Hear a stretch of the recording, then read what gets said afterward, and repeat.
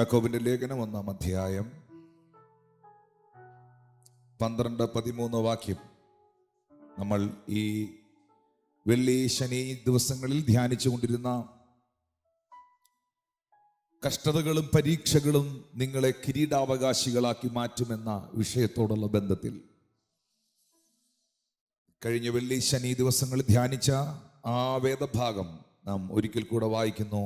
പരീക്ഷ സഹിക്കുന്ന മനുഷ്യൻ ഭാഗ്യവാൻ, അവൻ കൊള്ളാവുന്നവനായി തെളിഞ്ഞ ശേഷം കർത്താവ് തന്നെ സ്നേഹിക്കുന്നവർക്ക് വാഗ്ദത്തം ചെയ്ത ജീവകിരീടം പ്രാപിക്കും. പരീക്ഷിക്കപ്പെടുമ്പോൾ ഞാൻ ദൈവത്താൽ പരീക്ഷിക്കപ്പെടുന്നു എന്ന് ആരും പറയരുത്. ദൈവം ദോഷങ്ങളാൽ പരീക്ഷിക്കാത്തവൻ ആകുന്നു. താൻ ആരെയും പരീക്ഷിക്കുന്നതുമില്ല. ഓരോരുത്തൻ പരീക്ഷിക്കപ്പെടുന്നത് സ്വന്തം മോഹത്താൽ ആകർഷിച്ച് വശീകരിക്കപ്പെടുകയാൽ ആകുന്നു. ഈ വെള്ളി ശനി ദിവസങ്ങളിൽ നടന്ന ഓൺലൈൻ സർവീസുകൾ നിങ്ങൾക്ക് കാണാൻ കഴിഞ്ഞില്ലെങ്കിൽ ഈ വിഷയത്തിൻ്റെ ചിന്തയോടുള്ള ബന്ധത്തിൽ, ധ്യാനത്തോടുള്ള ബന്ധത്തിൽ നിങ്ങൾക്ക് സമയം പോലെ അത് കാണാൻ കഴിഞ്ഞാൽ സന്തോഷകരമായിരിക്കും. നിങ്ങളുടെ ജീവിതത്തിന് അത് അനുഗ്രഹമായിരിക്കും. നമ്മൾ ഈ ഭാഗം വളരെ സവിസ്തരമായി ഇതിൻ്റെ 2 വാക്യങ്ങൾ 2 സെഷനിലായിട്ട് ചിന്തിച്ചു. Praise God. അതിൽ പ്രത്യേകിച്ച് അതിൻ്റെ 13-ാമത്തെ വാക്യത്തോടുള്ള ബന്ധത്തിൽ ഉൽപ്പത്തി പുസ്തകം 22-ാം അധ്യായത്തിൻ്റെ 1 മുതൽ 3 വരെയുള്ള വാക്യങ്ങളിൽ നിന്നും അതിൻ്റെ 14-ാമത്തെ വാക്യം, യാക്കോബിന്റെ ലേഖനം 1-ന്റെ 14-ാമത്തെ വാക്യം, 1 കൊരിന്ത്യർക്കെഴുതിയ ലേഖനം 10-ാം അധ്യായം അതിൻ്റെ 13-ാമത്തെ വാക്യത്തോടുള്ള ബന്ധത്തിലും 1 കൊരിന്ത്യർ 10-ന്റെ 1 മുതൽ 12 വരെയുള്ള ഭാഗങ്ങളോടുള്ള ബന്ധത്തിലും നാം ചിന്തിക്കുവാൻ ഇടയായി. എന്നാൽ ഈ ഞായറാഴ്ചയിൽ, ഇന്ന് പകലിൽ, പരീക്ഷ സഹിക്കുന്ന മനുഷ്യൻ ഭാഗ്യവാൻ, അവൻ കൊള്ളാവുന്നവനായി തികഞ്ഞ ശേഷം കർത്താവ് തന്നെ സ്നേഹിക്കുന്നവർക്ക് വാഗ്ദത്തം ചെയ്ത ജീവകിരീടം പ്രാപിക്കും എന്ന വിഷയത്തിലേക്ക് നിങ്ങളുടെ ശ്രദ്ധയെ തിരിക്കുന്നു.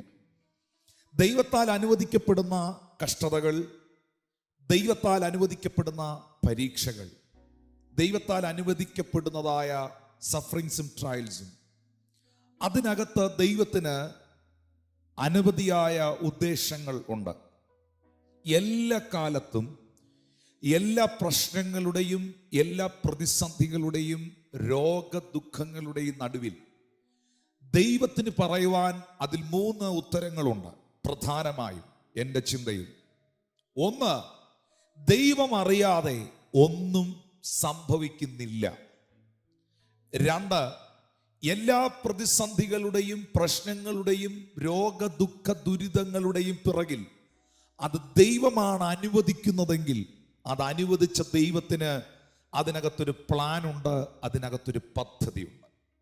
3-മതായി, എല്ലാ പ്രശ്നങ്ങളുടെയും എല്ലാ പ്രതിസന്ധികളുടെയും ശാശ്വതമായ പരിഹാരമെന്ന് പറയുന്നത് നാം സേവിക്കുന്ന, നാം ആരാധിക്കുന്ന നമ്മുടെ സർവശക്തനായ ദൈവമാണ്, കർത്താവായ യേശുക്രിസ്തുവാണ്. യേശുക്രിസ്തുവാണ് ഫൈനൽ ആൻസർ. യേശുക്രിസ്തുവാണ് എല്ലാത്തിൻ്റെയും സൊല്യൂഷൻ. അത് വിശ്വസിക്കുന്നവർ ഒരാമീൻ പറഞ്ഞാട്ടെ. കർത്താവ് നിങ്ങളെ സഹായിക്കട്ടെ. എന്നാൽ കഴിഞ്ഞ സെഷനുകളിൽ എന്തിനു വേണ്ടി ദൈവം പരീക്ഷകളിലൂടെ, കഷ്ടതകളിലൂടെ തൻ്റെ മക്കളെ കടത്തിവിടുന്നു, അല്ലെങ്കിൽ ടെസ്റ്റുകൾ, സഫറിങ്സ്, ട്രയൽസ് ദൈവം ഒരു ഭക്തന്റെ ജീവിതത്തിൽ, ഒരു ദൈവപൈതലിന്റെ ജീവിതത്തിൽ അനുവദിക്കുന്നു എന്ന വിഷയത്തിൽ 10 കാര്യങ്ങളിൽ പ്രധാനമായി 2 കാര്യങ്ങൾ നമ്മൾ 2 സെഷനിൽ കേട്ടു. 1, ദൈവത്തിലേക്ക്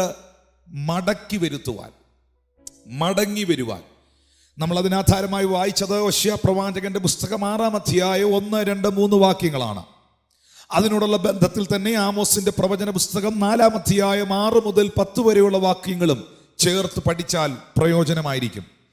2-മതായി, സർവശക്തനാകുന്ന ദൈവം എന്തിനായി ഇത് അനുവദിക്കുന്നത് ചോദിച്ചാൽ, നമ്മെ തെറ്റുകൾ തിരുത്തി പണിതുയർത്തുവാൻ. ഇന്നലത്തെ സെഷനിൽ നമ്മൾ അതാണ് ചിന്തിച്ചത്. അനേക പ്രിയപ്പെട്ടവരുടെ ജീവിതത്തിൽ അത് പ്രയോജനമായി എന്ന് ഞാൻ കർത്താവിൽ വിശ്വസിച്ച് ദൈവത്തിന് മഹത്വം കൊടുക്കുന്നു. തെറ്റുകൾ തിരുത്തി നമ്മെ പണിതുയർത്തുവാൻ എല്ലാ കാലത്തും ദൈവം ആഗ്രഹിക്കുന്നു. എന്നാൽ നാം ഇന്നലെ ചിന്തിച്ചു, ദൈവം എല്ലാവരെയും തിരുത്തുവാൻ വരുന്നില്ല, ദൈവം എല്ലാവരെയും പണിതുയർത്തുവാൻ ആഗ്രഹിക്കുന്നില്ല. ദൈവം തൻ്റെ ജനത്തെ, തൻ്റെ മക്കളെ അവൻ സ്നേഹിക്കുന്നതിനാൽ അവൻ ശാസിക്കുന്നു, അവൻ തിരുത്തുന്നു, അവൻ അവരെ പണിതുയർത്തി തന്നിലേക്ക് കൊണ്ടുവരുന്നു. എന്നാൽ ഇന്നലെ ഞാൻ പറഞ്ഞിരുന്നു, ഇന്ന് ഈ ഞായറാഴ്ച നമ്മൾ എടുക്കുന്നത് അതിൻ്റെ 3-ാമത്തെ പോയിന്റാണ്. 10 കാര്യങ്ങളുണ്ട്. അതിൽ 1-2 എണ്ണമെങ്കിലും ഇന്ന് പറയാൻ ഞാൻ കർത്താവിൽ ആഗ്രഹിക്കുന്നു. ഇതെല്ലാം, ഈ വിഷയങ്ങളെല്ലാം ഈ ദിവസങ്ങളിൽ പ്രാർത്ഥനയിൽ ദൈവം നൽകിയതായ സന്ദേശങ്ങളാണ്. 3-ാമത്തെ പോയിന്റ് ശ്രദ്ധിക്കുക. അഭിഷേകത്തിന്റെ ശക്തിയും ദൈവികമായ കൃപകളും നമ്മിൽ വർദ്ധിപ്പിക്കുവാൻ ദൈവം കഷ്ടതകളെ, പ്രതിസന്ധികളെ, പ്രതികൂലങ്ങളെ നമ്മിൽ അനുവദിക്കുന്ന സാഹചര്യങ്ങളുണ്ട്. നമ്മിലുള്ള ദൈവകൃപ വർദ്ധിപ്പിക്കുവാനും നമ്മിലുള്ള അഭിഷേകം വർദ്ധിപ്പിക്കുവാനും നമ്മളുടെ പ്രാർത്ഥനാ ജീവിതത്തിൽ നമ്മൾ ശക്തരായി തീരുവാനും നമ്മുടെ വിശ്വാസ ജീവിതത്തെ ഊട്ടി ഉറപ്പിക്കുവാനും പല സന്ദർഭങ്ങളിലും വിശ്വാസികളുടെ, വിശുദ്ധന്മാരുടെ, ദൈവജനത്തിൻ്റെ ജീവിതത്തിൽ കഷ്ടതകളും പ്രതിസന്ധികളും ദൈവം അനുവദിക്കാറുണ്ട്.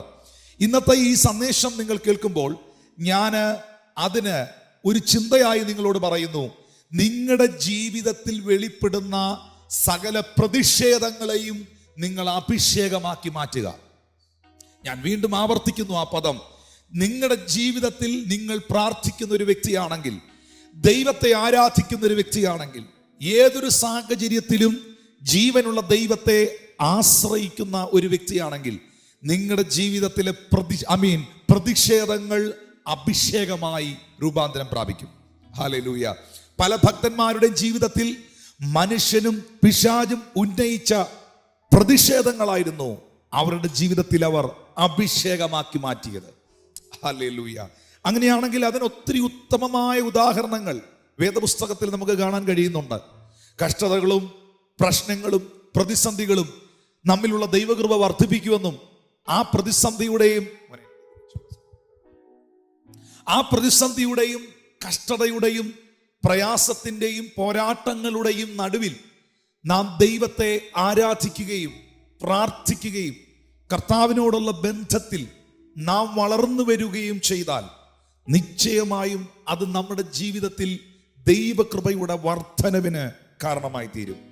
ഞാൻ ഇന്നത്തെ ഈ സെഷനിൽ തിരുവെഴുത്തിനകത്തുനിന്ന് തന്നെ ചില ഉദാഹരണങ്ങൾ പറയുവാൻ ആഗ്രഹിക്കുന്നു. മറക്കരുത്, പ്രതിഷേധത്തെ അഭിഷേകമാക്കുക. 1 രാജാക്കന്മാരുടെ പുസ്തകം അതിൻ്റെ 17-ാം അധ്യായത്തിലേക്ക് വരുമ്പോൾ ഏലിയാവ് എന്ന ദൈവപുരുഷന്റെ രംഗപ്രവേശനം നിങ്ങൾക്ക് അവിടെ കാണാം. പ്രതിഷേധങ്ങളെ അഭിഷേകമാക്കി മാറ്റിയ മനുഷ്യനാണ് ഏലിയാവ്. പഴയ നിയമത്തിൽ നിന്നും ചില വ്യക്തികളെ ഞാൻ നിങ്ങളുടെ മുമ്പിൽ വെക്കുമ്പോൾ എനിക്ക് ഏറ്റവും കൂടുതൽ പറയാനുള്ളത് പുതിയ നിയമഭാഗത്തിൽ നിന്നാണ്. കാരണം പുതിയ നിയമഭാഗത്തിൽ അപ്പോസ്തല പ്രവൃത്തികളിലും ലേഖനങ്ങളിലുമൊക്കെ അപ്പോസ്തലന്മാരുടെ, ഭക്തന്മാരുടെ, സഭയുടെ നേരെ വെളിപ്പെട്ടതായ പ്രതിസന്ധികളെ, കഷ്ടതകളെ, പ്രതികൂലത്തെ അവർ ദൈവകൃപയാക്കി മാറ്റിയത്, സ്തോത്രം, വളരെ ശക്തമായ നിലയിൽ നമുക്ക് കാണാനായി കഴിയും. ഹല്ലേലൂയ. ഒരു പ്യൂപ്പയായി അതിനകത്തുനിന്ന്, ആ കൊക്കുണ്ണകത്തുനിന്ന് ഒരു ചിത്രശലഭം ചിറക് വിടർത്തി പുറത്തു വരുന്നത് പോലെ ദൈവകൃപയിൽ പ്രതിസന്ധികളുടെ ഞെരുക്കങ്ങളുടെ നടുവിൽ ചിറക് വിടർത്തി കളർഫുള്ളായി പുറത്തു വന്ന ദൈവപുരുഷന്മാരെ, അഭിഷിക്തന്മാരെ തിരുവെഴുത്തുകളിൽ നമുക്ക് ദർശിക്കാനായി കഴിയും. ഹല്ലേലൂയ.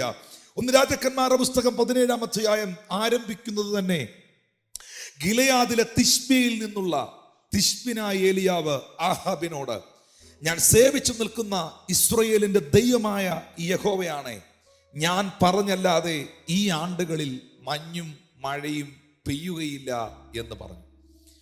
തിശ്ബിയിൽ നിന്ന് വന്ന തിശ്ബിനായ ഏലിയാവ് ഒരു സാധാരണ മനുഷ്യൻ. അദ്ദേഹത്തിന്റെ വംശാവലി വേദപുസ്തകത്തിൽ രേഖപ്പെടുത്തിയിട്ടില്ല.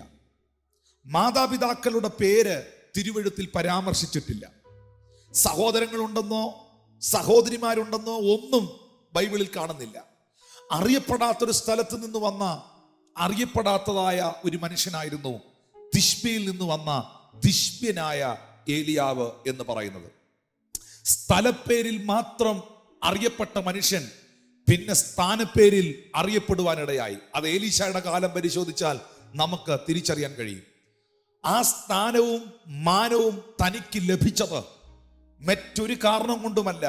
ആഹാബിന്റെ കൊട്ടാരത്തിനകത്ത് പൈശാചിക ശക്തികൾക്ക് നിഴലായി നിൽക്കുന്ന ഇസബേലിനെയും ആഹാബിനെയും നോക്കി ഏലിയ പറഞ്ഞൊരു സ്റ്റേറ്റ്മെന്റ് ഉണ്ട്: ഞാൻ സേവിച്ചു നിൽക്കുന്ന ഇസ്രയേലിന്റെ ദൈവമായ യഹോവയാണ്, ഞാൻ പറഞ്ഞിട്ടല്ലാതെ ഈ ആണ്ടുകളിൽ മഞ്ഞും മഴയും പെയ്യത്തില്ല. സേവിച്ചു നിൽക്കുന്ന ദൈവം, സേവിച്ചു നിൽക്കുന്ന ദൈവത്തോടുള്ള വിശ്വാസം, സേവിക്കുന്ന ദൈവത്തെ സംശയിക്കാത്ത ഹൃദയം, വിശ്വസിച്ചവനെ, വിളിച്ചവനെ, വേർതിരിച്ചവനെ വിമർശിക്കാതെ വിശ്വസിച്ച് ചങ്കും നെറ്റിയും അവന് വേണ്ടി കൊടുത്ത് തൻ്റെ ഇടത്തോടെ നിന്ന മനോഭാവത്തിന്റെ, വിശ്വാസത്തിന്റെ ഉടമയാണ് തിശ്ബിയിൽ നിന്ന് വന്ന തിശ്ബ്യനായ ഏലിയാവ്. ഒരു കാലഘട്ടത്തിൽ കൊടുങ്കാറ്റ് പോലെ ദൈവകരങ്ങളിൽ താൻ പ്രയോജനപ്പെട്ടെങ്കിലും പ്രിയപ്പെട്ടവരെ, താൻ അനുഭവിച്ച കഷ്ടതകൾ, താൻ അനുഭവിച്ച വെല്ലുവിളികൾ ചെറുതൊന്നുമല്ല. ഞാൻ ആ ഭാഗത്തിലേക്ക് വരികയാണ്. തിരുവെഴുത്തിനകത്ത് വായിക്കുന്നു, ആഹാബിന്റെ കൊട്ടാരത്തിനകത്തു കയറി ഞാൻ പറഞ്ഞിട്ടല്ലാതെ മഞ്ഞും മഴയും ഉണ്ടാകുകയില്ലെന്ന് ഏലിയാവ് പറഞ്ഞത് തൻ്റെ ശുശ്രൂഷ വെളിപ്പെടുത്തുവാനോ, തൻ്റെ ശക്തി തെളിയിക്കുവാനോ, തൻ്റെ കഴിവ് വെളിപ്പെടുത്തുവാനോ, താൻ പ്രവാചകനാണെന്ന് തെളിയിക്കുവാനോ ഒന്നിനുമല്ല. ദൈവത്തിൻ്റെ അരുളപ്പാടിന്റെ മുൻപിൽ, ദൈവ ശബ്ദത്തിന്റെ മുൻപിൽ യഹോവ തന്നോട് അരുളി ചെയ്തതിൻ പ്രകാരമാണ് താൻ ആഹാബിന്റെ കൊട്ടാരത്തിലേക്ക് കടന്നു ചെന്നത്. അങ്ങനെയാണെങ്കിൽ ദൈവത്തിന്റെ ശബ്ദത്തിന് ചെവി കൊടുക്കുന്ന, ദൈവത്തിന്റെ അരുളപ്പാടുകൾ അതുപോലെ പറയുന്ന, എൻ്റെ ഭാഷയിൽ പറഞ്ഞാൽ കൊട്ടാരം കാണുമ്പോൾ ദൂത് മാറ്റി പറയാത്ത, കൊട്ടിലും കൊട്ടാരത്തിലും ജീവിതത്തിന്റെ സമസ്ത സാഹചര്യങ്ങളിലും ദൈവത്തിന്റെ വചനത്തിനും ദൈവത്തിന്റെ ശബ്ദത്തിനും ദൈവം വെച്ച വ്യവസ്ഥയ്ക്കും വേണ്ടി നിലകൊണ്ട ദൈവപുരുഷനായിരുന്ന ഏലിയാവ്. ഹല്ലേലൂയ.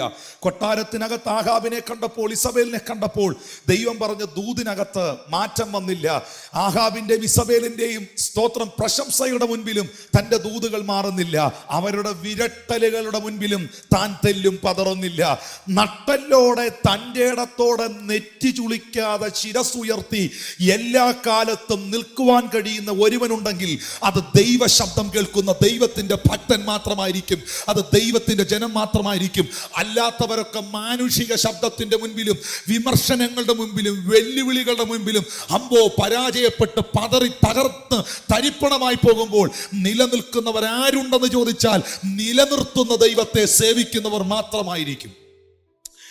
ഏലിയാവ് ഈ ഒരു ദൂത് ആഹാബിന്റെ കൊട്ടാരത്തിനകത്ത് കയറി പറഞ്ഞ ഒറ്റ കാരണം കൊണ്ട് സർവശക്തനായ ദൈവം ഏലിയാവിനോട് പറയുന്ന സ്റ്റേറ്റ്മെന്റ് ആണ് 2-3 വാക്യങ്ങളിൽ. പിന്നെ അവന് യഹോവയുടെ അരുളപ്പാടുണ്ടായതെന്നാൽ, നീ ഇവിടെ നിന്ന് പുറപ്പെട്ട് കിഴക്കോട്ട് ചെന്ന് യോർദാന് കിഴക്കുള്ള കെരീത്ത് തോട്ടിനരികെ ഒളിച്ചിരിക്കാം. തോട്ടിൽ നിന്ന് നീ കുടിച്ചുകൊള്ളണം. കെരീത്ത് തോട്ടിലേക്ക് നീ പെട്ടെന്ന് മാറിപ്പോകണം എന്ന് വെച്ചാൽ ദൈവം ഇത്രേ പറഞ്ഞുള്ളൂ: ഏലിയാവേ, നിന്റെ മുൻപിൽ വലിയൊരു ശുശ്രൂഷ ഞാൻ വെച്ചിട്ടുണ്ട്, പക്ഷെ ഞാനത് അറിയിക്കുന്നില്ല. തിശ്ബിയിൽ നിന്നുള്ള തിശ്ബ്യനായ ഏലിയാവിനെ ദൈവം വിളിച്ച് അഭിഷേകം ചെയ്യുമ്പോൾ, അല്ലെങ്കിൽ അവനെ പ്രവാചകനായി ദൈവം അപ്പോയിന്റ് ചെയ്യുമ്പോൾ, തൻ്റെ മുമ്പിൽ വെളിപ്പെടുവാനിരിക്കുന്ന ഇസബേലിനെയോ, തൻ്റെ മുമ്പിൽ വെളിപ്പെടുവാനുള്ള ആഹാബിനെയോ, തൻ്റെ മുമ്പിൽ വെളിപ്പെടുവാനുള്ള കെരീത്തിനെയോ, തൻ്റെ മുമ്പിൽ വെളിപ്പെടുവാനുള്ള യോർദാനെയോ, തൻ്റെ മുമ്പിൽ വെളിപ്പെടുവാനുള്ള ബാലിന്റെയും അശേരയുടെയും പ്രതിഷ്ഠകളെയോ ദേവന്മാരെ കുറിച്ച് ഒരുപക്ഷെ ദൈവം സംസാരിച്ച് കാണത്തില്ല. പക്ഷെ ഒരു കാര്യം ഉറപ്പാ, വിളിച്ച ദൈവം വിളിച്ചപ്പോൾ തന്നെ നിനക്ക് മുന്നോട്ട് പോകാനുള്ള ദൈവകൃപയും നിന്നിൽ പകർന്നിട്ടുണ്ട് എന്ന സത്യം തിരിച്ചറിയുക. അതുകൊണ്ടാണ് അപ്പോസ്തലൻ പറഞ്ഞത്, ഹല്ലേലൂയ, പരിശുദ്ധാത്മ അപ്പോസ്തലനോട് പറയുകയാണ്, എന്റെ കൃപ നിനക്ക് മതി, എന്റെ ശക്തി നിന്റെ ബലഹീനതയിൽ തികഞ്ഞു വരികയാ. നിനക്കോടുവാനുള്ള ബലം എന്റെ ശക്തിയിലുണ്ട്, നിന്നെ നിലനിർത്തുവാനുള്ളത് എന്റെ കൃപയിലുണ്ട്, അതിൽ ആശ്രയിക്കുക. പ്രിയപ്പെട്ടവരെ, അവൻ ദൈവം അരുളി ചെയ്തതുപോലെ കെരീത്ത് തോട്ടിലേക്ക് പോകുന്നു. യോർദാന് കിഴക്കുള്ള കെരീത്ത്. കെരീത്ത് എന്ന വാക്കിന്റെ അർത്ഥം ദ പ്ലേസ് ഓഫ് സെപ്പറേഷൻ എന്നാണ്. വേർപാടിന്റെ സ്ഥലം, അല്ലെങ്കിൽ ഒറ്റപ്പെടലിന്റെ സ്ഥലം, ഏകാന്തതയുടെ സ്ഥലം. അതാണ് കെരീത്ത്. കെരീത്തിൽ അപ്പനില്ല, കെരീത്തിൽ അമ്മയില്ല, കെരീത്തിൽ സഹോദരങ്ങളില്ല, കെരീത്തിൽ പ്രവാചക ശിഷ്യന്മാരില്ല, നാട്ടുകാരില്ല, കുടുംബക്കാരില്ല, മിണ്ടാനും പറയാനും ആരുമില്ല, സംസാരിക്കാൻ ഒരുത്തനുമില്ല. അതാണ് Cherith. It is A place of separation. എപ്പോഴും നിങ്ങൾ തിരിച്ചറിയേണ്ട ഒരു കാര്യം, സർവശക്തനാകുന്ന ദൈവം കെരീത്തിന്റെ അനുഭവങ്ങൾ നിങ്ങൾക്ക് തരുമ്പോൾ, അങ്ങനെയുള്ള പ്രതിസന്ധികൾ നിങ്ങളുടെ ജീവിതത്തിൽ അനുവദിക്കുമ്പോൾ, ഒറ്റപ്പെടലുകൾ നിങ്ങൾക്കുണ്ടാകുമ്പോൾ തിരിച്ചറിയുക, ഒറ്റപ്പെടലുകളുടെ നടുവിൽ നിങ്ങളെ ശക്തനാക്കി മാറ്റുന്നൊരു ദൈവമുണ്ട്. ഞാൻ കഴിഞ്ഞ ദിവസം ഒരു ആർട്ടിക്കിൾ കണ്ടതുപോലെ, ബലഹീന ജാതിയായ മൃഗങ്ങളെല്ലാം, മാനും മുയലുകളും അങ്ങനെയുള്ള മൃഗങ്ങളെല്ലാം, ബലഹീന ജാതികളായ മൃഗങ്ങളെല്ലാം കൂട്ടം കൂട്ടമായി യാത്ര ചെയ്യുമ്പോൾ പലപ്പോഴും സിംഹവും പുലിയുമൊക്കെ ഒറ്റയ്ക്കാണ് നടക്കാറുള്ളത്. കാരണം ആ സിംഹത്തിനറിയാം അവൻ സിംഹമാണെന്ന്, ആ പുലിക്കറിയാം അവൻ പുലിയാണെന്ന്. 10-20 പേരെ കൂട്ടിനും കൂടെ വിളിച്ചോണ്ടല്ല പലപ്പോഴും അവർ യാത്ര ചെയ്യാറുള്ളത്. ഇന്ന് എന്നെ കാണുന്ന, എന്നെ കേൾക്കുന്ന ദൈവമക്കൾ തിരിച്ചറിയുക, ഒറ്റപ്പെടലുകളുടെയും പ്രതിസന്ധികളുടെയും നടുവിൽ നിന്റെ മേളിൽ ദൈവം വെളിപ്പെടുത്തുന്ന ദൈവകൃപ കൂട്ടങ്ങളുടെ നടുവിൽ വെളിപ്പെടില്ല. ഒറ്റപ്പെടലുകളുടെയും പ്രതിസന്ധികളുടെയും നിന്ദകളുടെയും വെല്ലുവിളികളുടെയും നടുവിൽ നീ കേൾക്കുന്ന ദൈവശബ്ദം കൂട്ടങ്ങളുടെ നടുവിൽ കേൾക്കില്ല. ഗത്സമനയിൽ നീ അനുഭവിക്കുന്ന ദൈവത്തിന്റെ സ്വാന്തന സ്പർശനം കൂട്ടങ്ങളുടെ നടുവിൽ അനുഭവിക്കില്ല. ഇന്ന് പകലിൽ തിരിച്ചറിയുക, അപ്പം വാഴ്ത്തി നുറുക്കുമ്പോഴും അപ്പം വാഴ്ത്തി വർദ്ധിപ്പിച്ച് നൽകിയത് കഴിക്കുമ്പോഴും വെളിപ്പെടുന്ന ദൈവശക്തിയോ ദൈവിക കൃപയോ സ്തോത്രം അല്ല പത്മോസിന്റെ ഏകാന്തതയിൽ വെളിപ്പെടുന്നത്. പത്മോസിന്റെ ഏകാന്തതയിൽ വെളിപ്പെടുന്നത് ബാക്കി 11 എണ്ണത്തിന്റെ മേലും വെളിപ്പെടാത്ത ഒന്നാ യോഹന്നാനെ. ഇന്ന് പകലിൽ പ്രതിസന്ധികളുടെയും പ്രശ്നങ്ങളുടെയും ഒറ്റപ്പെടലുകളുടെയും കഷ്ടതകളുടെയും നടുവിൽ നിന്നെ തികഞ്ഞവനാക്കി മാറ്റുന്ന ഒരു ദൈവമുണ്ടെന്ന് വിശ്വസിക്കുന്നവർക്കായി ഞാൻ ദൈവത്തെ സ്തുതിക്കുന്നു. ഹല്ലേലൂയ. ഒറ്റപ്പെടലിന്റെ കെരീത്തല്ലേ, സെപ്പറേഷന്റെ കെരീത്തല്ലേ, ഏകാന്തതയുടെ കെരീത്തല്ലേ. എലിയാവേ, എന്താ നിനക്ക് ഈ ഒറ്റപ്പെടൽ വന്നേ? എന്താ നിനക്ക് ഈ ഏകാന്തത വന്നേ? എന്താ ഈ കെരീത്ത് നിനക്ക് വന്നേ? അറിഞ്ഞ സത്യത്തിന് വേണ്ടി ഉറച്ചു നിന്നതുകൊണ്ട്, ദൈവം ഏൽപ്പിച്ച ദൂത് അറിയിച്ചതുകൊണ്ട്, ദൈവം പറഞ്ഞ ആലോചന പ്രസ്താവിച്ചതുകൊണ്ട്, അത് ഉൾക്കൊള്ളാൻ മനസ്സില്ലാത്ത, മനസാക്ഷിയില്ലാത്ത, വിശ്വാസമില്ലാത്ത ആഹാബുമാരും ഇസബേലുമാരും നിന്റെ ദേശത്തിലുള്ളതുകൊണ്ട് അതിന്റെ നടുവിലാണ് നിനക്ക് കെരീത്ത് വെളിപ്പെട്ടത്. ഹല്ലേലൂയ. എന്നെ കേൾക്കുന്ന സഹോദരങ്ങളെ, ഒറ്റപ്പെടലിന്റെ കെരീത്തുകളിലും ഏകാന്തതയുടെ നടുവിലും നിന്നെ കരുതുന്നൊരു ദൈവം ഉണ്ടെന്ന് ആ ഭാഗം തെളിയിക്കുന്നുണ്ട്. ഏലിയാവിനോട് ദൈവം പറയുകയാണ്, ഏലിയാവേ, നീ പോയി കെരീത്തിൽ ഒളിച്ചിരിക്കുക, നിന്നെ കരുതേണ്ടതിന് ഞാൻ കാക്കയോട് കൽപ്പിച്ചിട്ടുണ്ട്, നീ തോട്ടിൽ നിന്ന് കുടിച്ചു കൊള്ളണം. ഏലിയാവേ, നിന്നെ ഞാൻ കെരീത്തിലേക്ക് അയക്കുന്നതിന് മുൻപേ നീ അവിടെ ചെല്ലുമ്പോൾ നിനക്ക് വേണ്ട മുഴുവൻ കരുതലുകളും ഞാൻ നിനക്ക് വേണ്ടി കരുതിയിട്ടാണ് നിന്നെ അവിടേക്ക് അയക്കുന്നത്. ഇന്ന് പകൽ എത്ര പേർക്ക് വിശ്വസിക്കാൻ കഴിയും? ഭൂമിക്ക് അടിസ്ഥാനമിടുന്നതിന് മുൻപേ, എൻ്റെ അമ്മയുടെ ഉദരഗ്രഹത്തിനകത്ത് ഞാൻ പിണ്ണാകാരമായിരിക്കുന്നതിന് മുൻപേ എനിക്ക് വേണ്ടുന്ന സകല നന്മകളും എനിക്കായി കരുതിയ യഹോവ ഇരേ, കരുതുന്നവനായ ദൈവത്തെയാണ് ഞാൻ സേവിക്കുന്നതും ഞാൻ വിശ്വസിക്കുന്നതും എന്ന ഉറപ്പുള്ളവർക്കായി ഞാൻ ദൈവത്തെ സ്തുതിക്കുന്നു. ഏലിയാവിനോട് ദൈവം പറഞ്ഞു, നീ കെരീത്തിലേക്ക് പോകാൻ. അനുസരണമുള്ള ഏലിയാവായതുകൊണ്ട്, അനുസരണം തെളിയിച്ചിട്ടുള്ള ഏലിയാവായതുകൊണ്ട് ദൈവത്തിന് തെല്ലും സംശയമില്ല കേട്ടോ. ഏലിയാവ് നോ എന്ന് പറയുമെന്ന് ദൈവത്തിന് സംശയമില്ല. ഏലിയാവ് പോകുമെന്ന ഉറപ്പുള്ളത് കൊണ്ടാണ് പോകാൻ ദൈവം പറഞ്ഞത്. പോകുമെന്ന് ഉറപ്പില്ലാത്തവനോട് പോകാൻ ദൈവം പറയില്ല. ചെയ്യുമെന്ന് ഉറപ്പില്ലാത്തവനോട് ചെയ്യാൻ ദൈവം പറയില്ല. ഒരു കാര്യം നിങ്ങൾക്ക് ചെയ്തെടുക്കാനുള്ള പ്രാപ്തി നിങ്ങളിൽ ഉണ്ടെന്ന് കണ്ടാൽ മാത്രമേ അത് ചെയ്യുവാൻ ദൈവം നിങ്ങളോട് ആവശ്യപ്പെടുകയുള്ളൂ. ഒരു കാര്യം നിങ്ങൾക്ക് ചെയ്യുവാനുള്ള പ്രാപ്തി ഇല്ല എന്ന് ദൈവം തിരിച്ചറിഞ്ഞാൽ ഒരിക്കലും ദൈവം അത് നിങ്ങളോട് ചെയ്യാൻ ആവശ്യപ്പെടുകയില്ല. കാരണം അവൻ ദോഷങ്ങളാൽ നിങ്ങളെ പരീക്ഷിക്കുന്നവനല്ല. ഹല്ലേലൂയ. ഏലിയാവ് പോകും, അവൻ അനുസരണം തെളിയിച്ചിട്ടുള്ളവനാണ്. ഇന്നത്തെ ഈ സഭായോഗത്തിൽ ഞാൻ ചില വ്യക്തികളോട് ദൈവത്തിന്റെ ആത്മാവിൽ പറയുന്നു, നിന്റെ അനുസരണം ദൈവ മുൻപാകെ നീ തെളിയിക്കുക. നിന്റെ വിശ്വസ്തത ദൈവഭാഗം തെളിയിക്കുക. മനുഷ്യരുടെ മുമ്പിൽ കാണിക്കുന്ന അഭിനയമല്ല, മനുഷ്യരുടെ മുമ്പിൽ കാണിക്കുന്ന പുഞ്ചിരിയല്ല. നിന്റെ ഹൃദയത്തെ വ്യക്തമായി അറിയുന്ന, നിന്റെ ചിന്തയെ വ്യക്തമായി അറിയുന്ന, നിന്റെ വിചാരങ്ങളെ വ്യക്തമായി അറിയുന്ന, ഉൾപ്പൂകളെ ശോധന ചെയ്യുന്ന, നിന്റെ മനസാക്ഷി കോടതി നിമിത്തം നിന്നെ ന്യായം വിധിക്കുന്ന ദൈവത്തിന്റെ മുൻപിൽ നീ വിശ്വസ്തയായിരിക്കുക. ദൈവത്തിന്റെ മുൻപാകെ നീ വിശ്വസ്തനായിരിക്കുക. ഞാൻ കഴിഞ്ഞ ദിവസം പറഞ്ഞു, ഇവിടുത്തെ പല നിയമസംഹിതകളും നിയമങ്ങളും കോടതികളും ഈ ഭൂമിയിൽ ഒരു താഴെയുള്ള കോടതി വിധിച്ചാൽ, ആ കേസ് തള്ളിപ്പോയാൽ മേൽക്കോടതി അത് വിധിക്കും. മേൽക്കോടതിയും അത് വിധിച്ച് ആ കേസ് തള്ളിപ്പോയാൽ അതിന്റെ മുകളിലുള്ള കോടതി അത് വിധിക്കും. ഏറ്റവും ഒടുവിലത്തെ കോടതിയും അത് വിധിച്ച് ആ കേസ് തള്ളിപ്പോയാൽ ഒരു പക്ഷേ സാധ്യത കുറവാ, ഒരു പക്ഷേ അവൻ കുറ്റക്കാരനാണെങ്കിലും അവൻ ശിക്ഷ അനുഭവിക്കാതെ വെറുതെ പോകും. പക്ഷെ സ്വർഗത്തിലെ കോടതി അതല്ല കേട്ടോ. സ്വർഗത്തിലെ കോടതിയെ കുറിച്ച് ഞാനൊന്ന് പറയാം. സ്വർഗത്തിലെ കോടതി ഈ ഭൂമിയിൽ നന്നാവാനുള്ളവനെ ശാസിക്കും, നന്നാവാനുള്ളതിനെ തിരുത്തും. എന്നാൽ ചിലതിനെ അങ്ങ് വെറുതെ വിടും. നമ്മൾ ചിന്തിക്കും അതെന്നാ വെറുതെ പോയെന്ന്. വെറുതെ വിട്ടിരിക്കുക. കാര്യം എന്താണെന്നറിയാവോ? ജയിലിൽ ഈ കുറ്റവാളികൾ കിടക്കുന്ന സമയത്ത് 6 മാസം കഴിഞ്ഞ്, 2 കൊല്ലം കഴിഞ്ഞ്, 5 കൊല്ലം കഴിഞ്ഞ് പുറത്തേക്ക് ഇറക്കി വിടാനുള്ളവനൊക്കെ നല്ല ശിക്ഷണം കൊടുക്കും, നല്ല തിരുത്തലുകൾ കൊടുക്കും, നല്ല വഴക്ക് കൊടുക്കും. കാരണം 5 കൊല്ലം കഴിയുമ്പം, 3 കൊല്ലം കഴിയുമ്പം, 2 കൊല്ലം കഴിയുമ്പം ഇവൻ ഇവിടുന്ന് ഇറങ്ങി പോകുമ്പം നന്നായേ ഇറങ്ങി പോകാവൂ. അവനൊരു നല്ല ഭാവി ഉണ്ടാകണം. ഇനി അവൻ അത് ചെയ്യരുത്, അവൻ നല്ലവനായി ജീവിക്കണം എന്ന നിലയിൽ അവർക്ക് ശിക്ഷണവും ശാസനയും തിരുത്തലുകളും ജയിലിൽ കൊടുക്കും. എന്നാൽ തൂക്കിക്കൊല്ലാൻ വിധിച്ചകത്തിട്ടിരിക്കുന്ന ക്രിമിനലുകളുണ്ട്. ഈ തൂക്കിക്കൊല്ലാൻ വിധിച്ചകത്തിട്ടിരിക്കുന്ന ക്രിമിനലുകൾക്ക് എൻ്റെ ഒരു ചിന്തയിൽ അവർക്ക് അതിനകത്ത് വലിയ ഉപദ്രവമൊന്നും കാണുകയില്ല. സാധാ ജയിൽ പുള്ളികൾക്ക് കൊടുക്കുന്നതിനേക്കാൾ കൂടുതൽ ഭക്ഷണം അവർക്ക് കൊടുക്കും.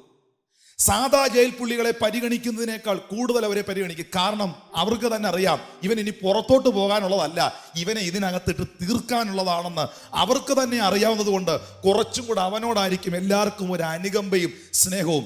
ദൈവം തിരുത്തുന്നതും ദൈവം ഒരു വ്യക്തിയെ കറക്റ്റ് ചെയ്യുന്നതും നീ നന്നാകാനും നിന്നോട് സ്നേഹമുള്ള കാരണം കൊണ്ടുമാണ്. എന്നാൽ ഞാൻ എന്നൊക്കെ ചെയ്തിട്ടും, അയ്യോ ഞാൻ ഈ ദൈവദാസന്മാരെയൊക്കെ ചീത്ത പറഞ്ഞിട്ടും, അല്ലെങ്കിൽ ഞാൻ ആ കൊലപാതകം ചെയ്തിട്ടും, ആ വ്യഭിചാരം ചെയ്തിട്ടും, ഈ പ്രൊണോഗ്രാഫി കണ്ടിട്ടും, ആ പാപം ചെയ്തിട്ടും, ഈ കണ്ട പാപങ്ങളെല്ലാം ചെയ്തു കൂട്ടി തിരുവത്താഴം എടുത്തിട്ടും എനിക്കൊരു കുഴപ്പവുമില്ലല്ലോ എന്ന് ചിന്തിക്കുന്നവൻ ഓർത്തോണം, ഈ ഭൂമിയിലെ കോടതി നിന്നെ വെറുതെ വിട്ടാൽ സ്വർഗത്തിലെ കോടതിയുടെ പ്രത്യേകത എന്നറിയാം, നീ മരിച്ചു പോയാലും നിന്നെ ഉയർപ്പിച്ചോണ്ട് വന്ന് അവൻ വിധിക്കും. നീ മരിച്ചു പോയാലും നിന്നെ ഉയർപ്പിച്ചോണ്ട് വന്ന് സ്വർഗത്തിലെ കോടതി ഒറ്റയ്ക്ക് നിർത്തി നിന്നെ വിധിക്കുന്ന ഒരു ദിവസമുണ്ട്. അതാണ് ന്യായവിധിയുടെ ദിനം, അതാണ് സ്വർഗത്തിലെ കോടതി.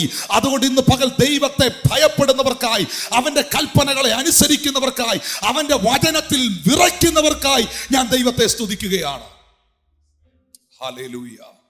എന്നെ കേൾക്കുന്ന സഹോദരങ്ങളെ, വളരെ ഗൗരവത്തോടെ പറയട്ടെ, കെരീത്തിന്റെ അനുഭവങ്ങൾ എല്ലാവർക്കും ഇല്ല. കെരീത്തിന്റെ അനുഭവം എല്ലാവർക്കും ഇല്ല. കഷ്ടത സഹിക്കുന്ന മനുഷ്യൻ ഭാഗ്യവാൻ.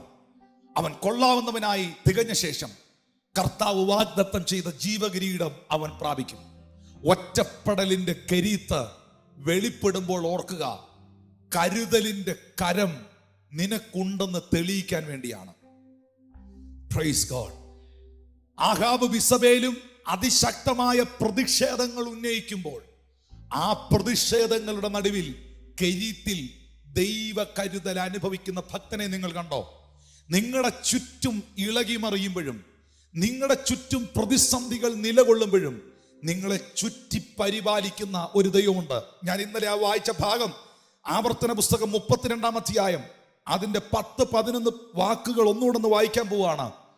ഞാൻ അവനെ മരുഭൂമിയിലും ഓളി കേൾക്കുന്ന ശൂന്യ പ്രദേശത്തിലും കണ്ടു, അവനെ ചുറ്റി പരിപാലിച്ചു, കൺമണി പോലെ അവനെ കാത്തു. ഇന്ന് പകൽ എത്ര പേർ വിശ്വസിക്കുന്നുണ്ട് എന്നെ ചുറ്റി പരിപാലിക്കുന്ന ഒരു ദൈവം എനിക്കുണ്ട്, എന്നെ ചുറ്റി പരിപാലിക്കുന്ന ഒരു കർത്താവ് എനിക്കുണ്ട്? പ്രതിസന്ധികളുടെ നടുവിൽ, രോഗങ്ങളുടെ നടുവിൽ, പ്രശ്നങ്ങളുടെ നടുവിൽ, ആകുലതകളുടെ നടുവിൽ, ഒറ്റപ്പെടലുകളുടെ നടുവിൽ എന്നെ ചുറ്റി പരിപാലിക്കുന്ന ദൈവം. ഈ ഓൺലൈനിൽ എന്നെ കാണുന്ന മാന്യ സഹോദരനോട്, മാന്യ സഹോദരിയോട്, ദൈവ പൈതലിനോട് സ്നേഹത്തോടെ ഞാൻ അറിയിക്കുന്നു, എന്തെല്ലാം രോഗങ്ങൾ, ദുഃഖങ്ങൾ, ദുരിതങ്ങൾ, പ്രശ്നങ്ങൾ, പ്രതിസന്ധികൾ നിങ്ങളുടെ ജീവിതത്തിൽ വന്നാലും നിങ്ങളെ അതിൻ്റെ നടുവിൽ ചുറ്റി പരിപാലിക്കുന്ന ഒരു കർത്താവ് ജീവിക്കുന്നു. ചുറ്റി പരിപാലിക്കുന്ന ഒരു ദൈവം. അതാണ് സക്രിയാവ് 2:5 എഴുതിയിരിക്കുന്നത്, ഞാൻ നിനക്ക് ചുറ്റും തീമതിലായിരിക്കും. അതാണ് സക്രിയാവ് 9:8 എഴുതിയിരിക്കുന്നത്, ഞാൻ എൻ്റെ ആലയത്തിന് ചുറ്റും പട്ടാളമായി ഇറങ്ങി വരും. ഹല്ലേലൂയ. നമ്മുടെ വട്ടം നമ്മളെ പരിപാലിക്കുന്നൊരു ദൈവമുണ്ട് കേട്ടോ. നമ്മുടെ മുൻഭാഗം നേരെയുള്ളത് നമുക്ക് കാണാം. ഇങ്ങോട്ട് നോക്കിയാൽ ഇടത്ത് സൈഡിലും, ഇങ്ങോട്ട് നോക്കിയാൽ വലത്തുള്ളതും കാണാം. ഒന്ന് തിരിഞ്ഞു നോക്കിയാൽ പുറകിലുള്ളത് കാണാം. പക്ഷേ ഏതെങ്കിലും ഒരാംഗിളിൽ മാത്രം നമ്മുടെ സാഹചര്യങ്ങളെ നാം കാണുന്നവരും നമ്മുടെ പ്രതിസന്ധികളെ നാം വീക്ഷിക്കുന്നവരുമാണെങ്കിൽ, ഇന്ന് പകലിൽ നിന്റെ ചുറ്റുമുള്ള സകലത്തെയും കാണുന്ന ഒരു ദൈവം നിനക്ക് വേണ്ടി ജീവിക്കുന്നു. അവൻ നിന്നെ ചുറ്റി പരിപാലിക്കുന്ന ദൈവമാണ്. അതുകൊണ്ടാണ് 9-ാമത്തെ വാക്യത്തിൽ പ്രവാചകൻ, പരിശുദ്ധാത്മാവ് തിരുവെഴുത്തിൽ രേഖപ്പെടുത്തിയിരിക്കുന്നത്, ആവർത്തന പുസ്തകത്തിൽ. ഹല്ലേലൂയ. 9-ാം വാക്യത്തിൽ എഴുതിയിരിക്കുന്നത് ഇങ്ങനെയാണ്, യഹോവയുടെ അംശം അവന്റെ ജനവും യാക്കോബ് അവൻ. അതിന്റെ 11-ാം വാക്യം നെക്സ്റ്റ് വേർഡ്. കഴുകൻ തന്റെ കൂടനക്കി കുഞ്ഞുങ്ങൾക്ക് മീതെ പറക്കും പോലെ തൻ ചിറക് വിരിച്ച് അവനെ എടുത്ത് തന്റെ ചിറകിന്റെ മീതെ അവനെ വഹിക്കുന്നു. Praise God. ശരിക്കും ആ ഭാഗം ഇന്നലെ നമ്മൾ ചിന്തിച്ചതാണ്, അത് വീണ്ടും ആവർത്തിക്കേണ്ടതല്ല. വളരെ റഫായ പരുക്കനായ പ്രതലത്തിൽ കൂടുപണിയുന്ന കഴുകൻ, ഉയർന്ന പാറകളിൽ കൂടുപണിയുന്ന കഴുകൻ, ആ കുഞ്ഞിനെ മുള്ളും വലിയ കമ്പുകളുമൊക്കെ എടുത്തുകൊണ്ട് വന്ന് മുട്ടയിട്ട് ആ റഫായ പ്രതലത്തിലാണ് മാംസക്കഷ്ണമായ കുഞ്ഞ് വിരിഞ്ഞ് പുറത്തോട്ടിറങ്ങുന്നത്. മുള്ളുകൾക്കിടയിലും കമ്പിന്റെ ഇടയിലും ഒക്കെയാണ് ഇതിരുന്ന് അനങ്ങുമ്പോൾ അതിന്റെ ദേഹത്ത് അത് നന്നായിട്ട് കൊള്ളണം. ആ നിലയിൽ അതിനെ വളർത്തിയെടുത്തുകൊണ്ട് വന്നാൽ മാത്രമേ ഈ അമ്മക്കഴുകനെ പോലെ, ഈ പ്രധാന കഴുകനെ പോലെ അതും നല്ലൊരു കഴുകനായി മാറുകയുള്ളൂ. സ്തോത്രം.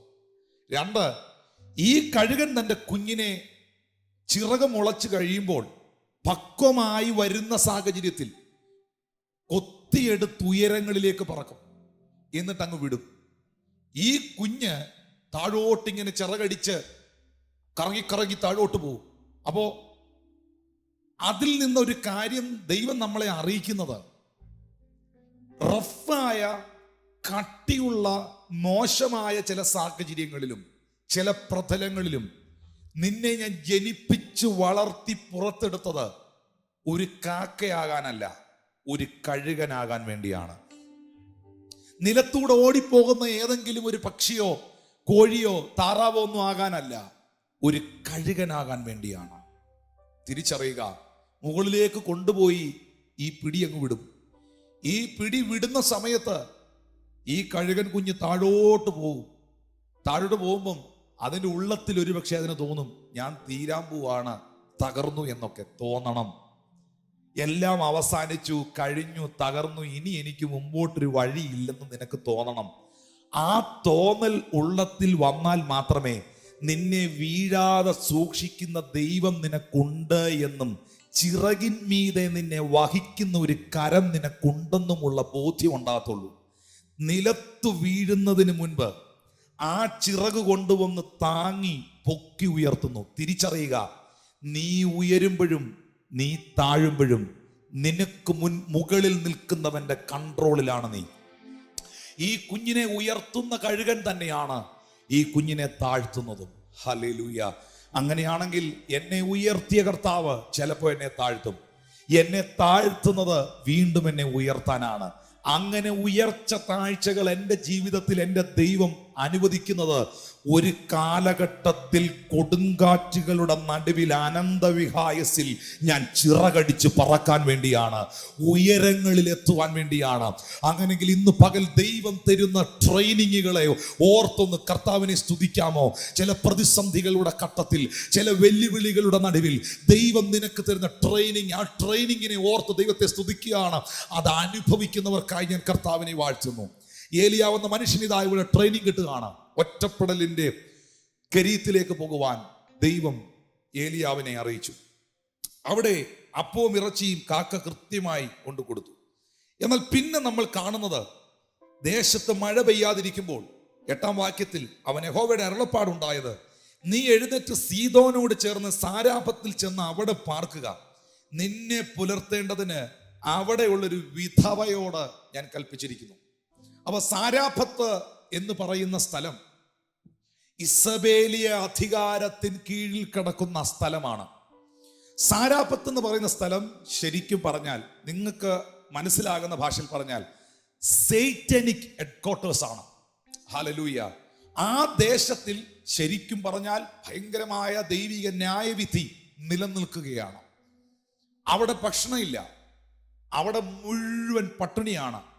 ഇനി ആ ദേശത്തിനകത്ത് പൈശാചിക സ്വാധീനം ശക്തമായി ഉണ്ട് എന്നുള്ളതിൻ്റെ തെളിവാണ് അവിടെ നിൽക്കുന്ന ആ സ്ത്രീയും കൊച്ചും. എന്തായിരുന്നു ആ സ്ത്രീയുടെ തീരുമാനം? രാത്രി ആത്മഹത്യ ചെയ്യാൻ, അല്ലേ? ആത്മഹത്യ ചെയ്യാൻ പ്രേരിപ്പിക്കുന്നത് പരിശുദ്ധാത്മാവല്ലല്ലോ, ആത്മഹത്യ ചെയ്യാൻ പ്രേരിപ്പിക്കുന്നത് പിശാചല്ലേ.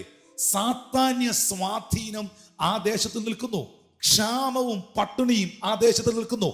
അവിടെയാണ് ദൈവം തൻ്റെ ആ അഭിഷിക്തനെ അയച്ചത്. ഈ ഓൺലൈനിൽ വിവിധ സഭകളിലുള്ള ദൈവദാസന്മാർ കാണുന്നു, കുടുംബങ്ങൾ കാണുന്നു, ഒത്തിരി പേർ ഇതിൽ ജോയിൻ ചെയ്തിരിക്കുന്നു എന്ന് ഞാൻ തിരിച്ചറിയുന്നു, മനസ്സിലാക്കുന്നു. സ്നേഹത്തോടെ ഈ ഭാഗത്തിൽ നിന്ന് ഞാൻ പറയുന്നു, സാരാപത്തിലെ വിധവയും അവളുടെ പൈതലും മരിക്കാനിരിക്കുന്ന ആ ദിനത്തിൽ, ആ റൈറ്റ് ടൈമിൽ, ആ റൈറ്റ് പ്ലേസിൽ ഒരു റൈറ്റ് പേഴ്സണെ ദൈവം സെൻഡ് ചെയ്യുകയാണ്. ഏലിയാവെന്ന് പറയുന്ന ദൈവപുരുഷനല്ലാതെ, ആ അഭിഷിക്തനല്ലാതെ വേറെ ആരവിടെ ചെന്നാലും ആ ദേശത്തിന്റെ സ്ഥിതികൾക്കോ ആ കുടുംബത്തിന്റെ സ്ഥിതികൾക്കോ വ്യത്യാസം ഉണ്ടാകത്തില്ല. ദൈവത്തിന് വരുത്തുവാൻ കഴിയുന്ന മാറ്റം മനുഷ്യന് വരുത്താൻ കഴിയത്തില്ല. ദൈവത്തിന് ഉയർത്താൻ കഴിയുന്ന ഉയർച്ചകൾ മനുഷ്യന് ഉയർത്താൻ കഴിയത്തില്ല. ദൈവത്തിന് കരുതാൻ കഴിയുന്ന കരുതലുകൾ മനുഷ്യന് കരുതാൻ കഴിയത്തില്ല. അതുകൊണ്ടാണ് സങ്കീർത്തനക്കാരൻ ലോകത്തെ അറിയിച്ചത്, മനുഷ്യരിൽ ആശ്രയിക്കുന്നതിനേക്കാൾ നല്ലത് യഹോവയിൽ ആശ്രയിക്കുന്നത്, പ്രഭുക്കന്മാരിൽ ആശ്രയിക്കുന്നതിനേക്കാൾ നല്ലത് യഹോവയിൽ ആശ്രയിക്കുന്നത്. ചിലർ രഥങ്ങളിലും ചിലർ അവരവരുടെ കുതിരകളിലും ആശ്രയിക്കുമ്പോൾ ഞങ്ങളോ ഞങ്ങളുടെ ദൈവമായ യഹോവയിൽ ആശ്രയിക്കുന്നു. യിരെമ്യാവ് പറയുന്നു, യഹോവ ആശ്രയമായിരിക്കുകയും യഹോവയിൽ തന്നെ ആശ്രയിക്കുകയും ചെയ്യുന്ന പുരുഷൻ ഭാഗ്യവാൻ, അനുഗ്രഹിക്കപ്പെട്ടവൻ. എന്നെ കേൾക്കുന്ന വാത്സല്യ ദൈവത്തിന്റെ ജനമേ, ആ കുടുംബത്തിന്റെ അരികിലേക്ക് ഏലിയാവ് കടന്നു ചെല്ലുന്നു. പട്ടണത്തിന്റെ വാതിക്കലെത്തി. പട്ടണവാതിക്കലെത്തിയ സമയത്ത് വേദപുസ്തകത്തിൽ രേഖപ്പെടുത്തിയിരിക്കുന്നു, ഒരു വിധവ വിറക് പെറുക്കിക്കൊണ്ടിരുന്നു. 10-ാം വാക്യത്തിൽ അവൻ അവളെ വിളിച്ചു, എനിക്ക് കുടിക്കുവാൻ ഒരു പാത്രത്തിൽ കുറെ വെള്ളം കൊണ്ടുവരണമെന്ന് പറഞ്ഞു. അവൾ കൊണ്ടുവരാൻ പോകുമ്പോൾ, ഒരു കഷ്ണം അപ്പവും കൂടെ നിന്റെ കയ്യിൽ കൊണ്ടുപോരണമേ എന്ന് അവളോട് പറഞ്ഞു. അതിനവൾ, നിന്റെ ദൈവമായ യഹോവയാണ്, കലത്തിൽ ഒരു പിടി മാവും തുരുത്തിയിൽ അല്പവും എണ്ണയല്ലാതെ എനിക്ക് ഒരപ്പവുമില്ല. ഇതാ ഞാൻ 2 വിറക് പെറുക്കുന്നു. ഇത് കൊണ്ടുചെന്ന് എനിക്കും മകനും വേണ്ടി ഒരുക്കി, അത് ഞങ്ങൾ തിന്നിട്ട് മരിക്കാനിരിക്കുകയാകുന്നു എന്ന് പറഞ്ഞു. ശ്രദ്ധിക്കുക, ഏലിയാവ് അവളോട്, ഭയപ്പെടേണ്ട, നീ ചെന്ന് നീ പറഞ്ഞതുപോലെ ചെയ്യുക.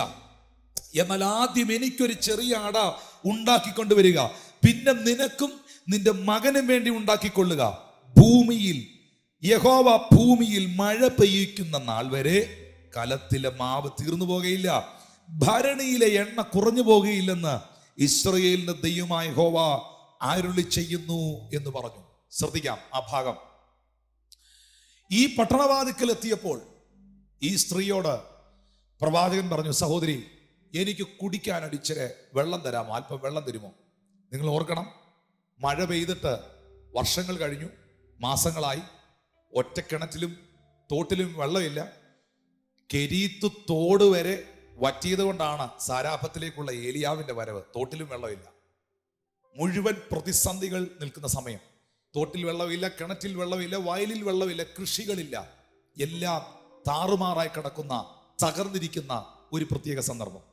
ഇന്നത്തെ കാലഘട്ടവുമായിട്ടൊക്കെ തിരുവെഴുത്തിനെ നിങ്ങൾക്ക് കണക്ട് ചെയ്ത് പഠിക്കുവാനും ചിന്തിക്കുവാനും കഴിയും. ഈ സാഹചര്യത്തിലാണ് സാരാഫത്തിലേക്ക്, ഇസബേലിയ ശക്തിയുടെ ഹെഡ്ക്വാർട്ടേഴ്സിലേക്ക് ഏലിയാവിനെ ദൈവം അയക്കുന്നത്. അപ്പോ പ്രതിഷേധത്തെ അഭിഷേകമാക്കുക. ജീവിതത്തിൽ വെളിപ്പെടുന്ന പ്രതിസന്ധികൾ, കഷ്ടതകൾ, വെല്ലുവിളികൾ നിങ്ങളുള്ള ദൈവകൃപയും അഭിഷേകവും വർദ്ധിപ്പിക്കുമെന്ന് ഈ സെഷനിൽ ഞാൻ നിങ്ങളോട് പറഞ്ഞതിൻ്റെ ഒരു തെളിവ് ഞാൻ കാണിച്ചു തരാം. കെരീത്തിന്റെ ഒറ്റപ്പെടലിൽ ദൈവത്തിന്റെ കരുതലുകൾ അനുഭവിച്ച് ദൈവസന്നിധിയിൽ പ്രാർത്ഥിച്ച് എഴുന്നേറ്റ ഒരു ഭക്തന് മാത്രമേ സാരാഭത്തിൽ നിൽക്കാനുള്ള നട്ടലുണ്ടാവും. ഹല്ലേലൂയ. എപ്പോഴും തിരിച്ചറിയുക, നിങ്ങളുടെ ജീവിതത്തിലെ പ്രതികൂലങ്ങൾ, പ്രതിസന്ധികൾ നിങ്ങളുടെ പരാജയമല്ല, നിങ്ങളുടെ പ്രമോഷനാണ്. പല മേഖലകളിലും ദൈവം നിങ്ങളെ പ്രൊമോട്ട് ചെയ്യുകയാണ്. ഹല്ലേലൂയ. നാം ഒരു ചെറിയ ഉദാഹരണം പറഞ്ഞാൽ, ഒരു റോസാ ചെടിയിൽ ഒരു പൂ ഉണ്ടായി, അല്ലെ? ഒരു പൂ ഉണ്ടായി. നിങ്ങൾ എന്ത് ചെയ്തു? ഒരു കത്രിക കൊണ്ടുവന്ന് അല്ലെങ്കിൽ ഒരു ബ്ലേഡ് കൊണ്ടുവന്ന് ആ പൂ കരിഞ്ഞു പോയപ്പോൾ ആ കമ്പിനെ അങ്ങ് വെട്ടിയപ്പം റോസയ്ക്ക് നൊന്തു. ഒരു ചിന്തയായി ഞാൻ ഈ പറയുന്നത്. ആ കമ്പ് മുറിച്ചങ്ങ് മാറ്റിയപ്പോൾ റോസയ്ക്ക് നൊന്തു. പക്ഷേ വെട്ടിയവൻ അറിയാം എന്തിനാ വെട്ടിയെന്ന്, പക്ഷെ വെട്ടേറ്റ റോസയ്ക്ക് അറിയില്ല എന്തിനാ വെട്ടിയെന്ന്. ഒന്നുകൂടെ പറയാം, അതിനെ കട്ട് ചെയ്തവന്റെ മനസ്സിൽ അവനൊരു സംഭവം കാണുന്നുണ്ട്. പൊട്ടിക്കിളിർത്ത് ഒറ്റക്കമ്പും ഒറ്റപ്പൂവും വെളിപ്പെട്ടെടുത്ത് ചുറ്റും പൂവാകാൻ, അത് നിറച്ചും പൂക്കാനായി കിളിർപ്പുകൾ, നാമ്പുകൾ, മുളകൾ വരേണ്ടതിന് അത് വെട്ടിയവൻ വെട്ടി. പക്ഷെ വെട്ടേറ്റതായ റോസാ ചെടി അറിയുന്നില്ല എന്തിനാ വെട്ടിയെന്ന്.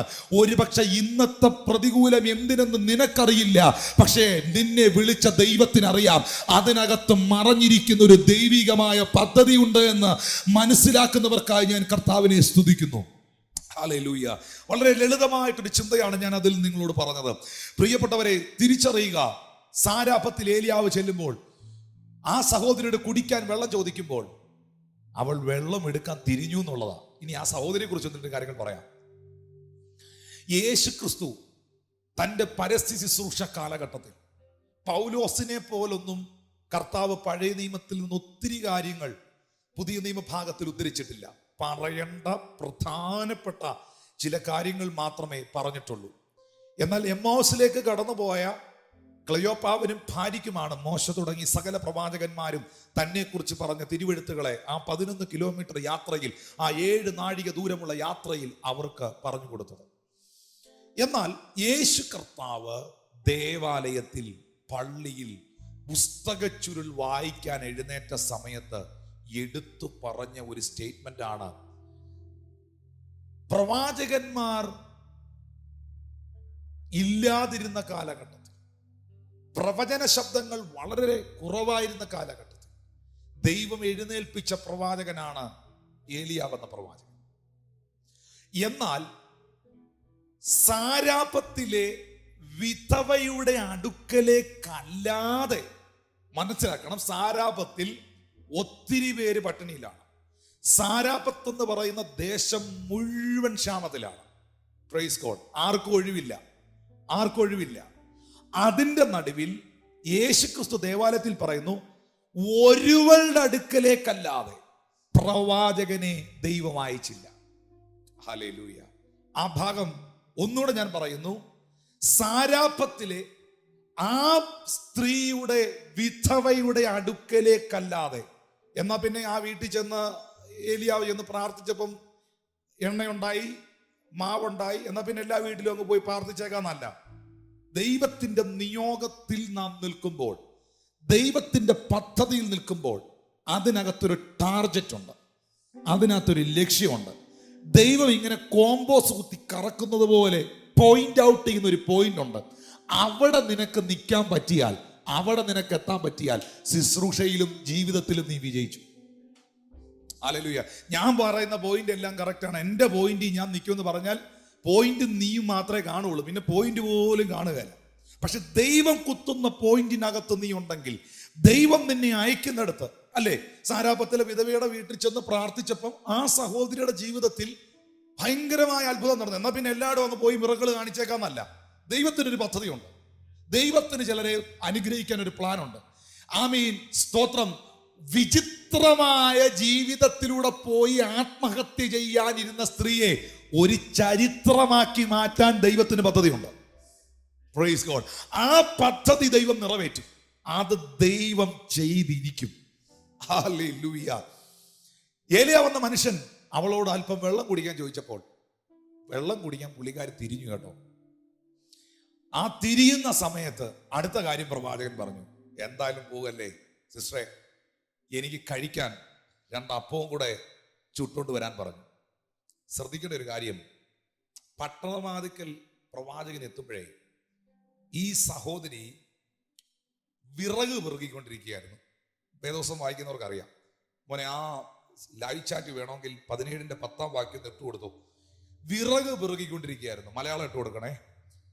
അവൻ അവളെ വിളിച്ചു, എനിക്ക് കുടിക്കാൻ ഒരു പാത്രത്തിൽ കുറെ വെള്ളം കൊണ്ടുവരണമേ എന്ന് പറഞ്ഞു. അപ്പൊ ആ സഹോദരി എന്നാ പറഞ്ഞേ?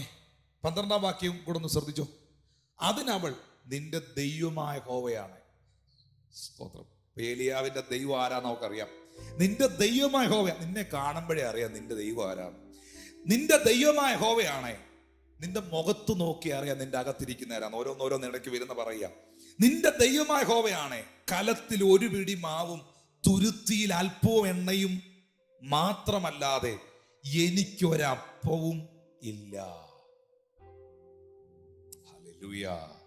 അടുത്ത വാക്യത്തിൽ, ഇതാ 2 വിറക് പെറുക്കുന്നു, ഇത് കൊണ്ടു ചെന്ന് എനിക്കും മകനും വേണ്ടി ഒരുക്കി, അത് ഞങ്ങൾ തിന്നിട്ട് മരിക്കാനിരിക്കുകയാകുന്നു.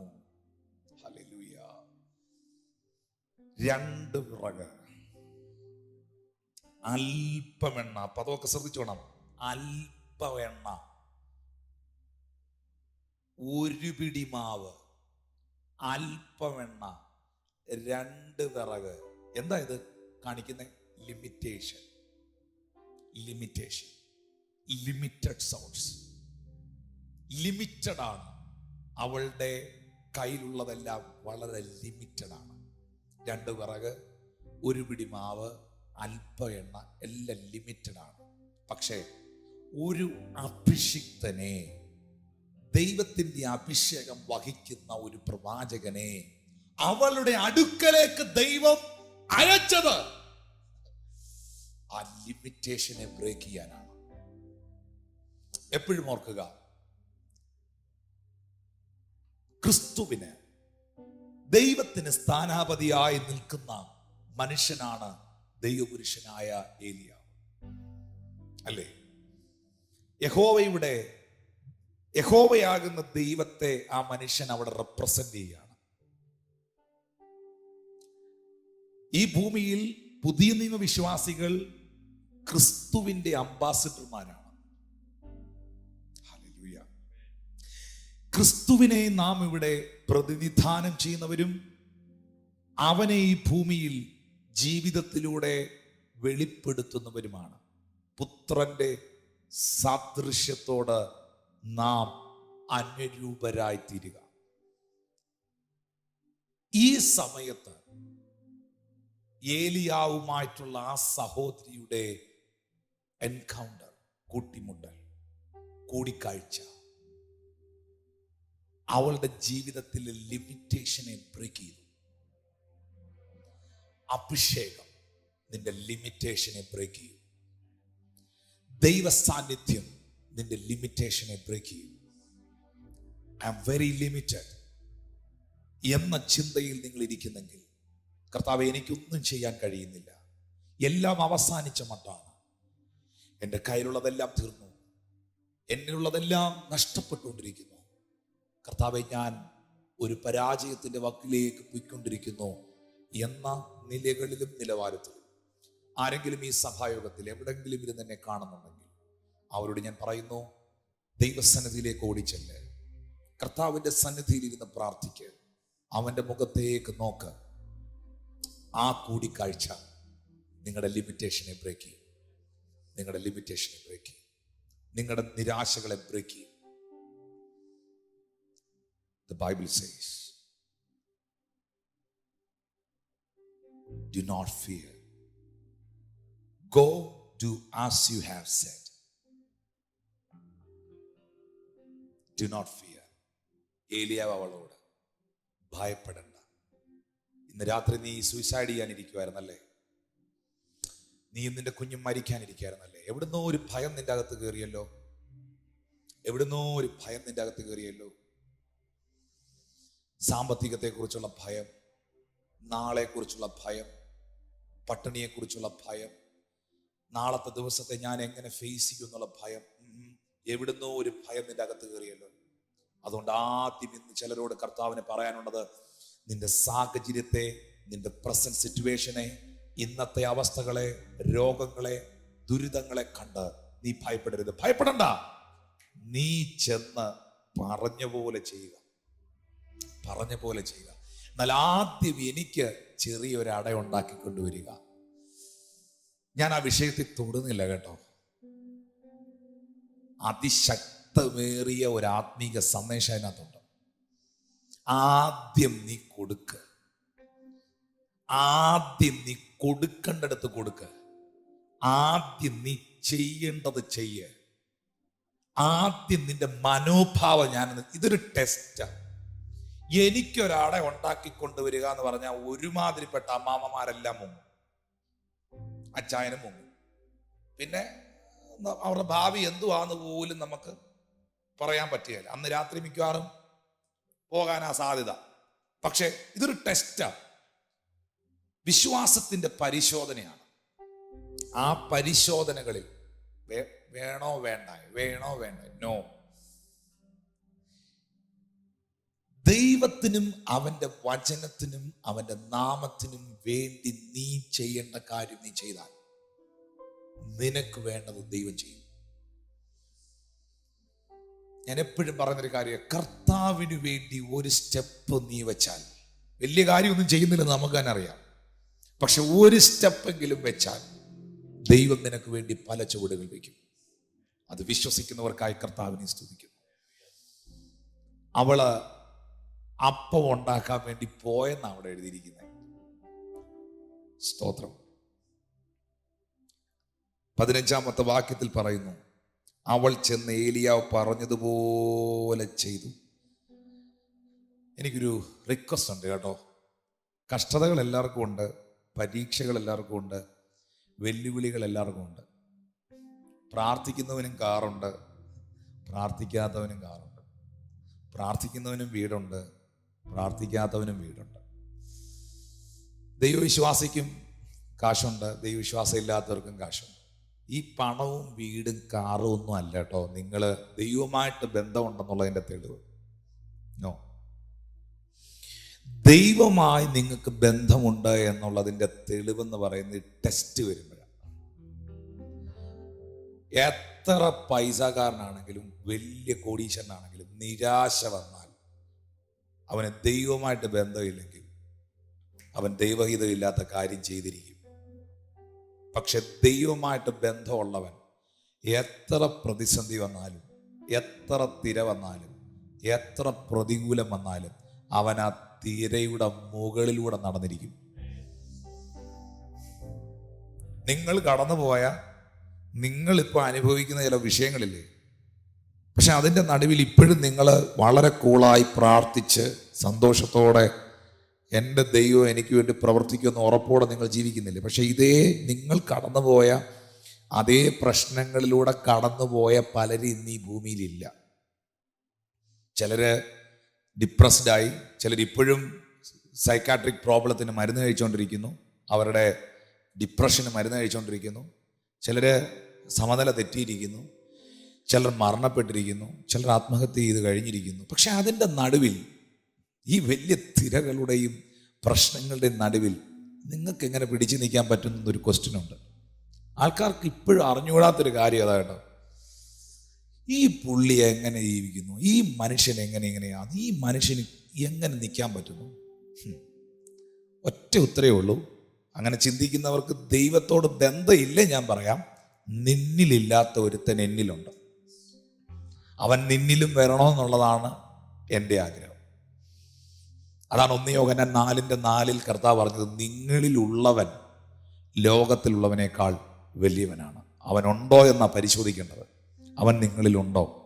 അവൻ നിങ്ങളിലുണ്ടെങ്കിൽ നിങ്ങൾ നിങ്ങളുടെ വിശ്വാസത്താൽ ലോകത്തെ ജയിക്കും. വചനം പറയുന്നു, ആ സഹോദരിയുടെ ഏലിയാവ് പറഞ്ഞതുപോലെ ചെയ്തു. അവൾ എന്നാ പറഞ്ഞേ? എൻ്റെ കയ്യിൽ ഒരു പിടി മാവും അല്പം എണ്ണയും മാത്രമേ ഉള്ളെന്നാണ് പറഞ്ഞത്. പക്ഷെ അവക്കും അവിടെ കൊച്ചിനും മാത്രമേ ഉള്ളെന്ന് പറഞ്ഞ സ്ഥാനത്ത് കണ്ടിട്ടില്ലാത്ത മാവും കണ്ടിട്ടില്ലാത്ത എണ്ണയും എന്നാ സംഭവിക്കും നോക്കറിയത്തില്ല. പക്ഷെ അത് അവളത് എടുക്കാൻ പോയി. അതാണ് ഫെയ്ത്ത് എന്ന് പറയുന്നത്. വിശ്വാസം എന്ന് പറയുന്നത് ഫ്രിഡ്ജിനകത്ത് ഇരിപ്പുണ്ട് സാധനം.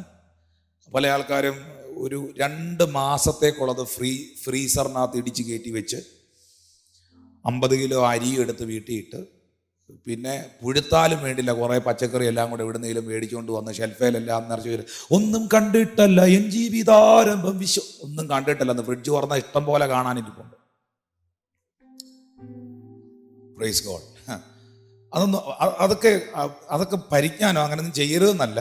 അതൊക്കെ പരിജ്ഞാനോ ഒരു നാളത്തേക്ക് വേണ്ടി കരുതിയൊക്കെ വെക്കുന്നത് വളരെ നല്ലതാണ്. പക്ഷെ ഒന്നും മുമ്പിൽ കാണാതെ, നാളെ എങ്ങനെയെന്നറിയാതെ, വിശ്വാസത്താൽ നിന്റെ നാളകളെ നീ ഇന്ന് കാണുന്നതാണ് വിശ്വാസം. ഹല്ലേലൂയ. സാറയുടെ ഗർഭപാത്രത്തിന്റെ നിർജീവത്വം തിരിച്ചറിഞ്ഞിട്ടും ശരീരത്തിന്റെ ബലം ക്ഷയിച്ചിട്ടും മാനുഷികമായും വൈദ്യശാസ്ത്രപരമായും തലമുറകൾ ഉണ്ടാകാൻ യാതൊരു സാധ്യതകളുമില്ലെന്ന് തിരിച്ചറിഞ്ഞിട്ടും വിശ്വാസത്താൽ നീ അതിനെ കാണുന്നതാണ് വിശ്വാസം. ആശിക്കുന്നതിൻ്റെ ഉറപ്പും കാണാത്ത കാര്യത്തിൻ്റെ നിശ്ചയവും. ഇല്ലാത്ത മാവും ഇല്ലാത്ത എണ്ണയും ഉണ്ടെന്ന് വിശ്വസിച്ച് അതുണ്ടാക്കാൻ പോകുന്നതാണ് വിശ്വാസം. അവിടെ സാധനം വെളിപ്പെട്ടിരിക്കും. ഉറപ്പായിട്ടും ദൈവത്തിൻ്റെ കരുതൽ കണ്ടിരിക്കും.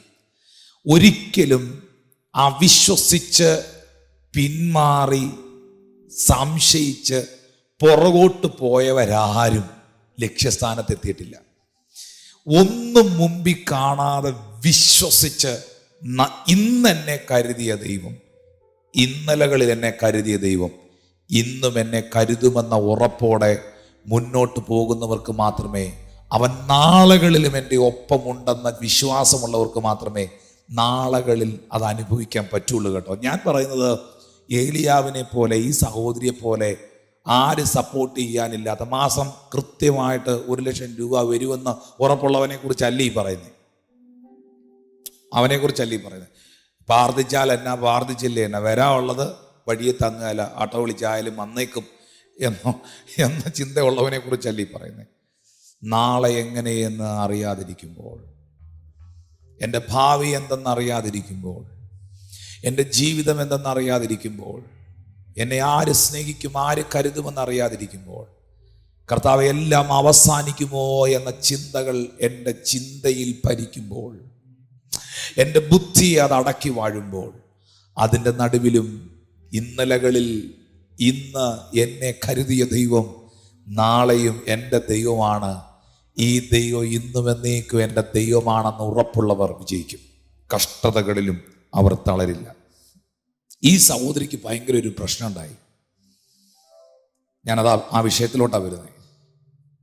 കലത്തിലെ മാവ് വർദ്ധിച്ചു, കലശത്തിൽ എണ്ണയും വർദ്ധിച്ചു.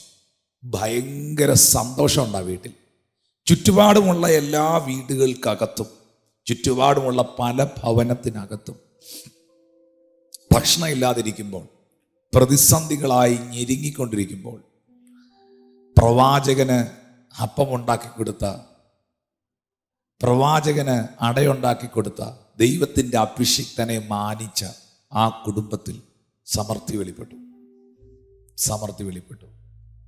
മറന്നു പോകരുത്, നിങ്ങളുടെ പ്രതിസന്ധി ഘട്ടത്തിൽ, നിങ്ങളുടെ പ്രതികൂല നാളുകളിൽ, നിങ്ങളുടെ ഒറ്റപ്പെടലിൻ്റെ വേളകളിൽ നിങ്ങളെ ദൈവകൃപയിലേക്ക് നയിച്ച ഏലിയാവുമാരെ, ആ ഏലിയാവെന്ന ദൈവപുരുഷൻ നിന്റെ വീട്ടിലോട്ട് വന്നില്ലായിരുന്നെങ്കിൽ, ആ വ്യക്തിയുമായി ദൈവം നിന്നെ കണക്ട് ചെയ്തില്ലായിരുന്നെങ്കിൽ, നീ ഇന്ന് ഈ ഭൂമി പോലും കാണുകയില്ലെന്നുള്ള സത്യം തിരിച്ചറിഞ്ഞ് ദൈവത്തോടും മനുഷ്യരോടും നന്ദിയുള്ള ദൈവമക്കൾക്കായി ഞാൻ കർത്താവിനെ സ്തുതിക്കുന്നു. കാരണം നന്ദി കെട്ടവരുടെ എണ്ണമാണ് എണ്ണത്തിൽ കൂടുതൽ, അവഗണിക്കുന്നവരുടെ എണ്ണമാണ് എണ്ണത്തിൽ കൂടുതൽ, മറന്നു കളയുന്നവരുടെ എണ്ണമാണ് എണ്ണത്തിൽ കൂടുതൽ. അതിൻ്റെ നടുവിൽ ഓർക്കുക, ഓർക്കുക, എൻ മനമേ ഓർക്കുക, അവൻ്റെ ഉപകാരങ്ങളെ ഓർക്കുക, മറക്കാതിരിക്കുക. സ്തോത്രം. ആ സഹോദരി ഈ വലിയ സന്തോഷത്തിന് നടുവിൽ 16-ാമത്തെ വാക്യം പറയുന്നത്, ഏലിയാവ് മുഖാന്തരം ചെയ്ത വചനപ്രകാരം കലത്തിലെ മാവ് തീർന്നു പോയില്ല, ഭരണിയിലെ എണ്ണ കുറഞ്ഞു പോയില്ല. പക്ഷേ വീട്ടുടമക്കാരിയായ സ്ത്രീയുടെ മകൻ ദീനം പിടിച്ചു. ഇനി ഒരു പദം ശ്രദ്ധിച്ചോണം. പ്രതീക്ഷിക്കാത്ത വഴി അവൾക്കായി ദൈവം തുറന്നു. പക്ഷേ മറുഭാഗത്ത് പ്രതീക്ഷിക്കാത്ത ഒരു പ്രശ്നം അവളുടെ വീട്ടിലോട്ട് കയറി വന്നു. ഒന്നുകൂടെ പറയാം, പ്രതീക്ഷിക്കാത്തൊരു വഴി അവളുടെ മുമ്പിൽ ദൈവം അത്ഭുതകരമായി തുറന്നു. എന്നാൽ അതിൻ്റെ മധ്യ അവൾ ഒട്ടും പ്രതീക്ഷിക്കാത്തൊരു പ്രശ്നം അവളുടെ വീട്ടിലേക്ക് വന്നു. അവളുടെ കുഞ്ഞിന് രോഗമായി. ദീനം കടുത്തിട്ട് അവനിൽ ശ്വാസം ഇല്ലാതെയായി. എന്താണ് അതിൻ്റെ അർത്ഥം? മരിച്ചുപോയി. ശ്വാസം പോയെന്ന് പറഞ്ഞാൽ മരിച്ചുപോയി. അവൾ ഏലിയാവിനോട്, ദൈവപുരുഷനെ, എനിക്കും നിനക്കും തമ്മിൽ എന്ത്? എൻ്റെ പാപം ഓർമ്മിപ്പിക്കേണ്ടതിന് എൻ്റെ മകനെ കൊല്ലേണ്ടതിനും ആകുന്നുവോ എൻ്റെ അടുക്കൽ വന്നതെന്ന് പറഞ്ഞു. ഇതാണ് മനുഷ്യൻ്റെ മറ്റൊരു പ്രശ്നം. ചാകാൻ നിന്നവൾ രാത്രി ആത്മഹത്യ ചെയ്യായിരുന്നവളാ. അന്ന് രാത്രി 2 എണ്ണവും തീരേണ്ടതാ. ആ സമയത്താണ് ദൈവവചനം അനുസരിച്ച് ദൈവവാക്ക് കേട്ട് ഏലിയാവും ആ സ്ഥലത്ത് ചെന്ന് അവൾക്ക് വേണ്ടി പ്രാർത്ഥിച്ചതും അവിടെ ഒരു വലിയ മിറക്കൽ നടന്നതും അവളുടെ കുടുംബത്തെ കംപ്ലീറ്റ് റിസ്റ്റോർ ചെയ്തു, നേടിയെടുത്തു, ദൈവകൃപയിലേക്ക് കൊണ്ടുവന്നു. പക്ഷേ അടുത്തൊരു പ്രശ്നം വന്നപ്പോൾ പ്രാർത്ഥിച്ചവനെ ചീത്ത വിളിക്കുന്ന കണ്ടോ, പ്രാർത്ഥിച്ചവനെ സംശയിക്കുന്ന കണ്ടോ, പ്രാർത്ഥിച്ചാലിനെ വിമർശിക്കുന്ന കണ്ടോ? ദൈവപുരുഷനെ, എനിക്ക് നിനക്ക് തമ്മിൽ കണ്ട പരിചയം പോലും ഇല്ല. Praise God. എനിക്ക് നിനക്ക് 2 വിറകും പിറക്കി അല്പ എണ്ണയും കുപ്പിക്കകത്ത് പിടിച്ച് സഞ്ചിയും പിടിച്ച് സൈഡേ നിന്നതാ. അന്ന് രാത്രി തീർന്നു പോകണ്ടായിരുന്നു. ആ സമയത്താ അഭിഷിക്തനുമായിട്ട് കണക്റ്റഡായ, അല്ലെ തീർന്നേനെ. അതൊന്നും ഇപ്പോൾ ഓർക്കുന്നില്ലെന്നറിയാം. ഓർക്കണ്ട. പക്ഷെ ദൈവം ഓർക്കാൻ സമയം തരും. ഓർക്കാൻ സമയം തരും. എല്ലാ വ്യക്തികളും അറിയേണ്ട ഒരു കാര്യം, ദൈവത്തിൻ്റെ ഹാർഡ് ഡിസ്ക് എന്ന് പറയുന്നത്, മെമ്മറി എന്ന് പറയുന്നത് ചെറുതൊന്നും അല്ല കേട്ടോ. ഓർത്ത് വെച്ച് കണക്ക് തീർക്കും. ഓർത്ത് വെച്ച് എഴുതി നോട്ട് ചെയ്ത് വെച്ച് വർഷങ്ങൾ, ഒരു 70 വർഷം മുമ്പുള്ള കേസൊക്കെ ഇവിടുത്തെ കോടതികൾ പൊക്കിയെടുക്കുന്നെങ്കിൽ 700 വർഷം പുറകെയുള്ളതൊക്കെ തമ്പുരാൻ പൊക്കിയെടുക്കും. അതാണല്ലോ അന്ത്യന്യായം. ആദം മുതലുള്ളതിനെയൊക്കെ നിർത്തി ന്യായം വിധിക്കണമെങ്കിൽ എത്ര വർഷം പുറകോട്ട് പോകണം? ആബാലവൃദ്ധം ജനവും വെള്ളസിംഹാസനത്തിൻ്റെ മുമ്പിൽ നിന്നെന്നല്ല എഴുതിയിരിക്കുന്നത്. ഒറ്റയ്ക്ക് നിർത്തി കൊച്ചുനാൾ മുതൽ മരണപ്പെട്ട കാലഘട്ടം വരെയുള്ളത് നിമിഷങ്ങൾ കൊണ്ട് വിധിക്കും. ആ സിസ്റ്റമായത്, ആ സിസ്റ്റം. അത് വിശ്വസിക്കുന്നവർക്കായി ദൈവത്തെ സ്തുതിക്കുന്നു. അവൾ പ്രതീക്ഷിക്കാത്ത ഒരു പ്രതിസന്ധി അവളുടെ ജീവിതത്തിലേക്ക് വന്നു. എന്നിട്ട് ചോദിക്കുകയാണേ, എൻ്റെ പാപം ഓർമ്മിപ്പിക്കേണ്ടതിനും എൻ്റെ മകനെ കൊല്ലേണ്ടതിനുമാകുന്നോ നീ എൻ്റെ അടുക്കൽ വന്നത്? മനുഷ്യൻ്റെ സ്വഭാവമായത്. ഈ കുഞ്ഞും ഈ സഹോദരിയും മാസങ്ങൾക്ക് മുമ്പ് തീർന്നു പോകണ്ട. ഈ ദൈവപുരുഷന്റെ പ്രാർത്ഥനയും അഭിഷേകവും വിശ്വാസവും ദൈവ നിയോഗവുമാണ് ആ കുടുംബത്തെ വിടുവിച്ചെടുത്തത്. സെക്കൻഡുകൾ കൊണ്ട് മനുഷ്യനെല്ലാം മറന്ന് വിസ്മരിച്ച് കളയുന്ന സ്വഭാവമുണ്ട് എന്നുള്ളതിൻ്റെ തെളിവാണ് ഈ വാക്യം. മരണത്തിൽ നിന്ന് അവരെ സേവ് ചെയ്ത മനുഷ്യനെ മറന്നേച്ച് പറയുന്നത് കേട്ടോ, എൻ്റെ മകനെ കൊല്ലാനാണോ എന്ന് വെച്ചാൽ നിങ്ങൾക്ക് മനസ്സിലായില്ലല്ലേ? മനസ്സിലാക്കി തരാം. എല്ലാവരും പറയുന്നൊരു കാര്യമാണ്, ഓ ഈ പ്രവാചകൻ എൻ്റെ വീട്ടിൽ വന്നു, ഈ പാസ്റ്ററെ ഞാൻ കണ്ടു, ഞാൻ ആ ചർച്ചിൽ പോയി പ്രാർത്ഥിച്ചു, പ്രശ്നങ്ങളല്ലാതെ എനിക്കൊന്നുമില്ല. അങ്ങനെ പറയുന്നവരുണ്ടോ? ഇല്ലേ? ഞാൻ പറയാം. ഒരിക്കലൊരു സഹോദരി എന്നോട് പറഞ്ഞു, പാസ്റ്ററെ പ്രാർത്ഥിക്കണം എനിക്ക് വേണ്ടി, എനിക്കങ്ങ് മുട്ടുവേദനയാണ്. ഈ ചർച്ചിൽ വന്നതിന് ശേഷം എനിക്ക് മുട്ടുവേദന കൂടി. മുട്ടുവേദന സൗഖ്യമായ ഒത്തിരി എണ്ണമുണ്ട്. അവരെല്ലാം കൂടെ വിളിച്ച് കാണിക്കാൻ നിന്ന ഈ തള്ള അന്ന് പോകുകയില്ല. രാത്രി 11 വീട്ടിൽ പോകുള്ളൂ. അത്രയും പേരുണ്ട് മുട്ടുവേദന സൗഖ്യമായവർ. അത് നമുക്ക് പറയാൻ പറ്റുകയില്ലല്ലോ. സ്തോത്രം.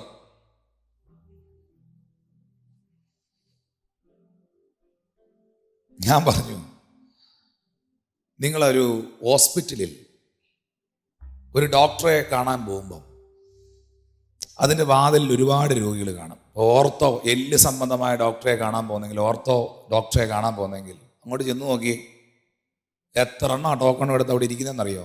എല്ലാവരും ചർച്ചയിൽ വരുന്നവരാണോ? മുട്ടുവേദനയുള്ളവരെല്ലാം. ക്യാൻസർ രോഗികളെല്ലാം ചർച്ചയിൽ വരുന്നവരാണോ? ഈ ലോകത്തിൽ കാണുന്ന ദുഃഖങ്ങളും ദുരിതങ്ങളും പ്രശ്നങ്ങളും അനുഭവിക്കുന്നവരെല്ലാം വേദോസം എടുത്തുകൊണ്ട് ചർച്ചയിൽ വരുന്നവരാണോ? സഹോദരങ്ങളെ, പ്രാർത്ഥിക്കുന്നവർക്കും പ്രാർത്ഥിക്കാത്തവർക്കും രോഗവും പ്രശ്നവും ദുഃഖവും ദുരിതവും ഒക്കെ ഉണ്ട്. അതിനാർക്കും ഒഴിവില്ല. Praise God. കൊറോണ വൈറസിന്റെ വ്യാപനം നിമിത്തം എല്ലാ എണ്ണവും മാസ്ക് കെട്ടിക്കണം. അതിനകത്ത് ആർക്കും ഒഴിവില്ല. അതിനകത്ത് ഞാൻ വിശ്വാസിയാണ്, ഞാനിതൊന്നും കെട്ടുകയില്ലെന്ന് പറഞ്ഞ് റോഡിൽ ഇറങ്ങി നോക്കിയാൽ നിന്നെ പോലീസുകാരെ കെട്ടിക്കൊണ്ട് പൊക്കോളും. Praise God. ആർക്കും ഇതിലൊഴിവില്ല. ആർക്കും ഇതിലൊഴിവില്ല. രോഗവും ദുഃഖവും പ്രശ്നവും ദുരിതവും കഷ്ടതകളും വെല്ലുവിളികളും എല്ലാം എല്ലാവർക്കും ഉണ്ട്, എല്ലാ വിഭാഗത്തിലുള്ളവർക്കും ഉണ്ട്. പക്ഷേ അതിൻ്റെ നടുവിൽ ഒരു ഭക്തൻ എങ്ങനെ സെപ്പറേറ്റഡ് ആകുന്നതെന്നറിയാമോ? ആ പ്രശ്നങ്ങളുടെ, ദുഃഖത്തിൻ്റെ, രോഗത്തിൻ്റെ, ദുരിതങ്ങളുടെ നടുവിൽ അവൻ ദൈവത്തെ ആശ്രയിക്കും. അവൻ ദൈവത്തെ ആശ്രയിക്കും. മറ്റവരെന്ത് ചെയ്യും? അവർക്കറിയില്ല. ഒന്നാമത് അവർക്ക് അറിയില്ല, അവർ ദൈവത്തെ ആശ്രയിക്കില്ല. അവർ ചികിത്സിച്ച ഡോക്ടറെയും വഴി പറഞ്ഞ്, സാഹചര്യത്തെയും വഴി പറഞ്ഞ്, ഗവൺമെൻറ്റിനെയും വഴി പറഞ്ഞ്, മനുഷ്യനെയും വഴി പറഞ്ഞ് ഒരു സൈഡിൽ കൂടെ പോകും. പക്ഷെ ഒരു ദൈവ പൈതൽ എല്ലാ കാലത്തും എല്ലാ വിഷയങ്ങളുടെയും നടുവിൽ ദൈവമുഖം അന്വേഷിക്കും, ദൈവത്തോട് പ്രാർത്ഥിക്കുന്ന വ്യക്തിയായിരിക്കും. അത്രയേ ഉള്ളൂ വ്യത്യാസം. വിശുദ്ധ ബൈബിളിൽ എഴുതിയിട്ടുണ്ട്, ചൂള പോലെ കത്തുന്ന ഒരു ദിവസം വരും, അന്ന് ദുഷ്പ്രവർത്തിക്കാരെല്ലാം താളടിയാകും. അവിടെ നമുക്ക് കാണാൻ കഴിയുന്നൊരു പദമെന്ന് പറയുന്നത്, ദൈവത്തെ അറിയുന്നവനും ദൈവത്തെ അറിയാത്തവനും തമ്മിലുള്ള വ്യത്യാസം അന്ന് തിരിച്ചറിയും. ഈ നല്ല കാറ്റൊക്കെ കൊണ്ട് തണുത്ത് നിൽക്കുമ്പോഴല്ല ദൈവത്തെ അറിയുന്നവനും അറിയാത്തവനും തമ്മിലുള്ള വ്യത്യാസം മനസ്സിലാകുന്നത്. ചൂട് വരുമ്പോഴാണ്, ചൂള പോലെ കത്തുന്ന സമയം വരുമ്പോഴാണ്. ശരിക്കും പ്രതിസന്ധികളുടെ, പ്രശ്നങ്ങളുടെ, കഷ്ടതകളുടെ, വെല്ലുവിളികളുടെ, ഞെരുക്കങ്ങളുടെ നടുവിലാണ് നിങ്ങളാകുന്ന റിയൽ പേഴ്സന്റെ ഫെയ്ത്ത് എന്താണെന്ന് തിരിച്ചറിയുന്നത്. പ്രശ്നങ്ങളുടെ, പ്രതിസന്ധികളുടെ മുൻപിലുള്ള നിങ്ങളുടെ ആറ്റിറ്റ്യൂഡ്, നിങ്ങളുടെ പ്രതികരണമാണ് നിങ്ങളെ മനസ്സിലാക്കി തരുന്നത്. സ്തോത്രം. ഈ സഹോദരി അവളുടെ കുഞ്ഞ് മരിച്ചു പോയപ്പോൾ ആ നിലയിലാണ് പ്രവാചകനോട് പ്രതികരിച്ചത്. പക്ഷെ 19-ാമത്തെ വാക്യത്തിൽ പ്രവാചകൻ എന്നാ പറഞ്ഞത്? നിന്റെ മകനെ ഇങ്ങ് തരിക. അവനെ മടിയിലെടുത്ത് താൻ പാർത്തിരുന്ന മാളിക മുറിയിൽ കൊണ്ടു ചെന്ന് കട്ടിൽമേൽ കിടത്തി. ആ കുട്ടിയുടെ മേൽ 3 തവണ കവന്നു വീണ് ഏലിയാവെന്ന ദൈവപുരുഷൻ പ്രാർത്ഥിച്ചു. ഏലിയാവിൻ്റെ പ്രാർത്ഥന കേട്ട് കുട്ടിയുടെ പ്രാണൻ അവനിലേക്ക് മടങ്ങി വന്ന് അവൻ ജീവിച്ചു. വാക്യം 22 പറയുന്നു, അവൻ ജീവിച്ചു. ഹല്ലേലൂയ. 23-ാം വാക്യത്തിൽ ഏലിയാവ് കുട്ടിയെ എടുത്ത് മാളികയിൽ നിന്ന് താഴെ വീട്ടിലേക്ക് കൊണ്ടുചെന്ന് അവൻ്റെ അമ്മയ്ക്ക് കൊടുത്തു. ഇതാ നിന്റെ മകൻ ജീവിച്ചിരിക്കുന്നു എന്ന് ഏലിയാവ് പറഞ്ഞു. ചോദ്യം ചെയ്യലുകളുടെ നടുവിലും വിമർശനത്തിൻ്റെ നടുവിലും അവിശ്വസിക്കുന്നതിൻ്റെ നടുവിലും സംശയിക്കുന്നതിൻ്റെ നടുവിലും നമ്മൾ പിറുപിറുക്കുന്നതിൻ്റെ നടുവിലും നമ്മളെ കൈവിടാത്തൊരു ദൈവം ഉണ്ടെന്നുള്ളതിൻ്റെ തെളിവല്ലേ ഇത്? നിന്റെ ദൈവം എന്ത് ചെയ്യുന്നു?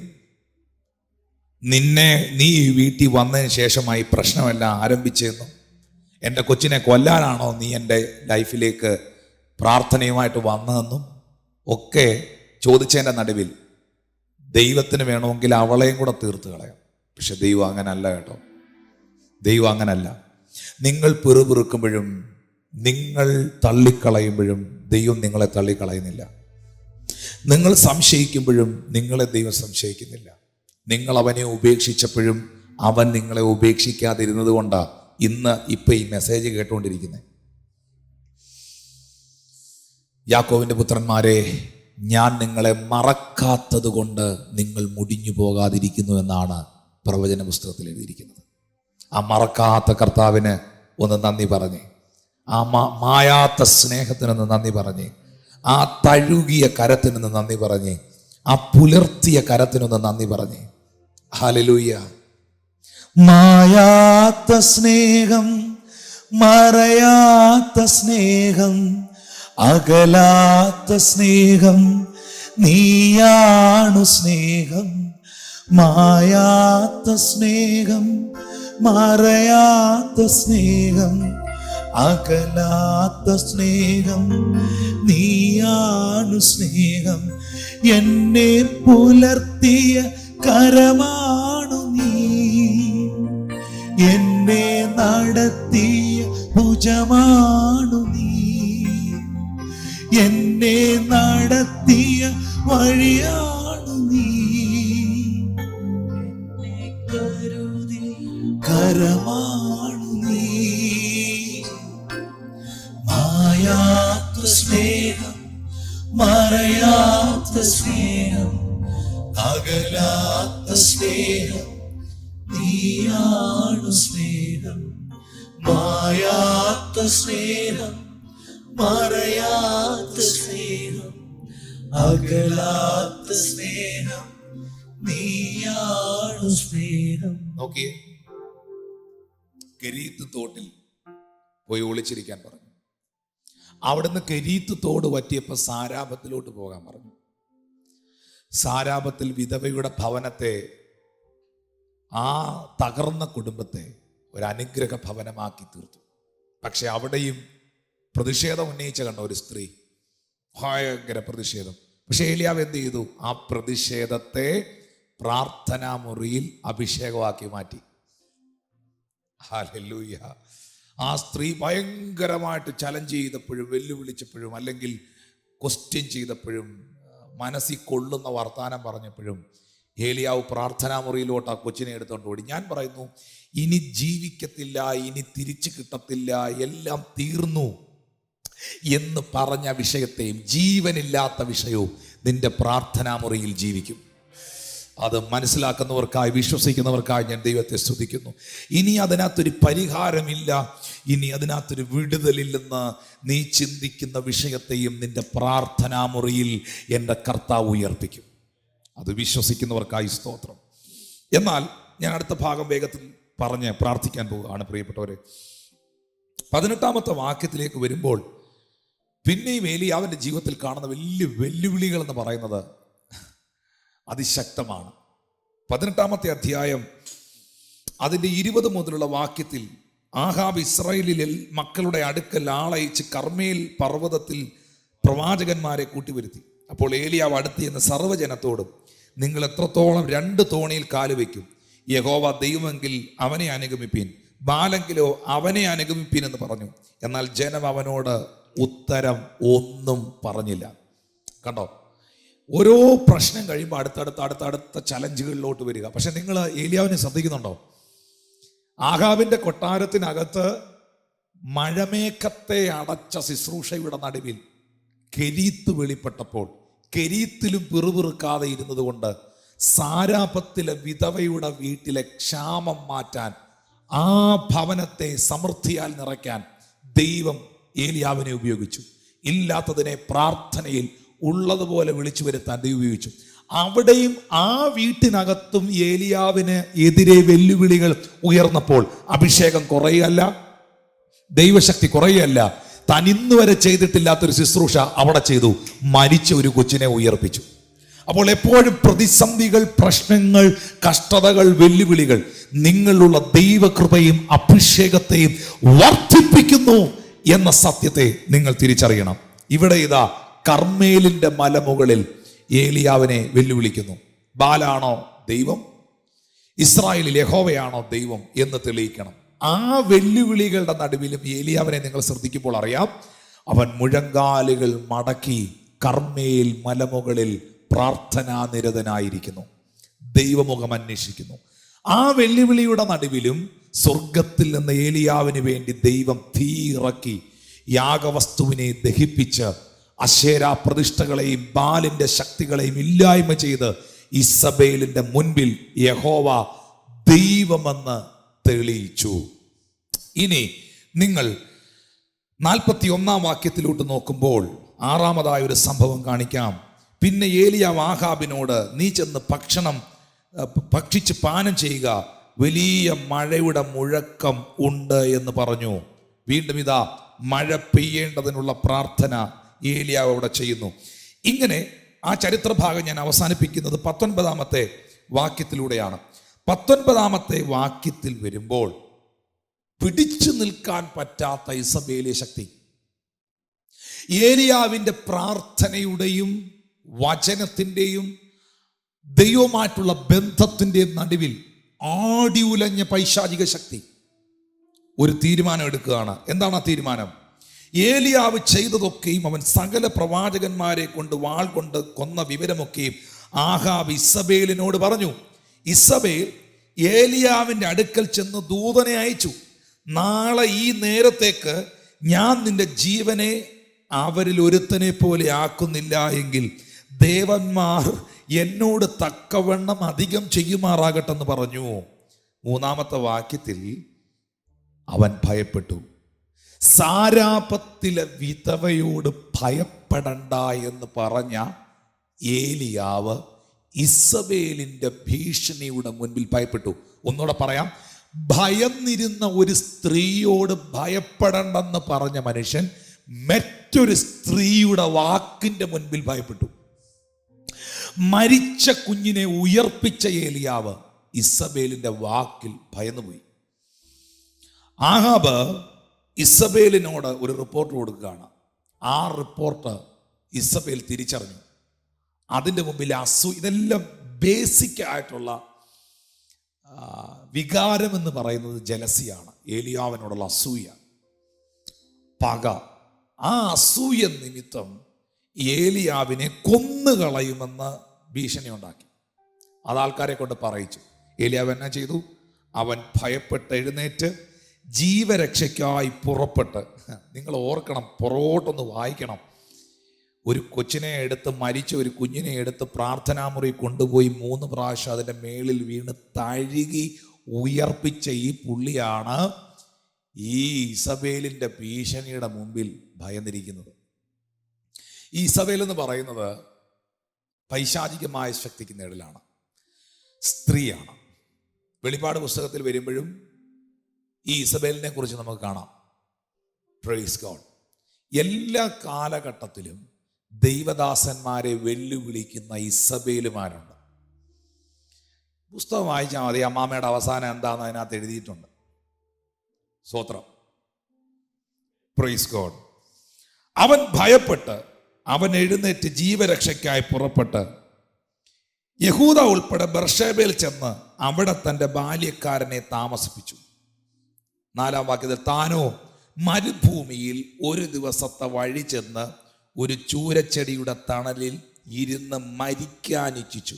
ഇപ്പോൾ മതി, യഹോവേ എൻ്റെ പ്രാണനെ എടുത്തുകൊള്ളണമേ, ഞാൻ എൻ്റെ പിതാക്കന്മാരെക്കാൾ നല്ലവനല്ലല്ലോ എന്ന് പറഞ്ഞു. ഇനി ശ്രദ്ധിക്കുക, അടുത്ത കഷ്ടത, അടുത്ത പ്രതിസന്ധി. കുറിവാക്യം മറക്കല്ലേ, പരീക്ഷ സഹിക്കുന്ന മനുഷ്യൻ ഭാഗ്യവാൻ. അവൻ കൊള്ളാവുന്നവനായി തികഞ്ഞ ശേഷം, കണ്ടോ, കൊള്ളാവുന്നവനായി അടുത്ത പ്രൊമോഷനാണ്, അടുത്തടുത്ത മേഖലയിലേക്ക് അവനെ പ്രൊമോട്ട് ചെയ്യുക.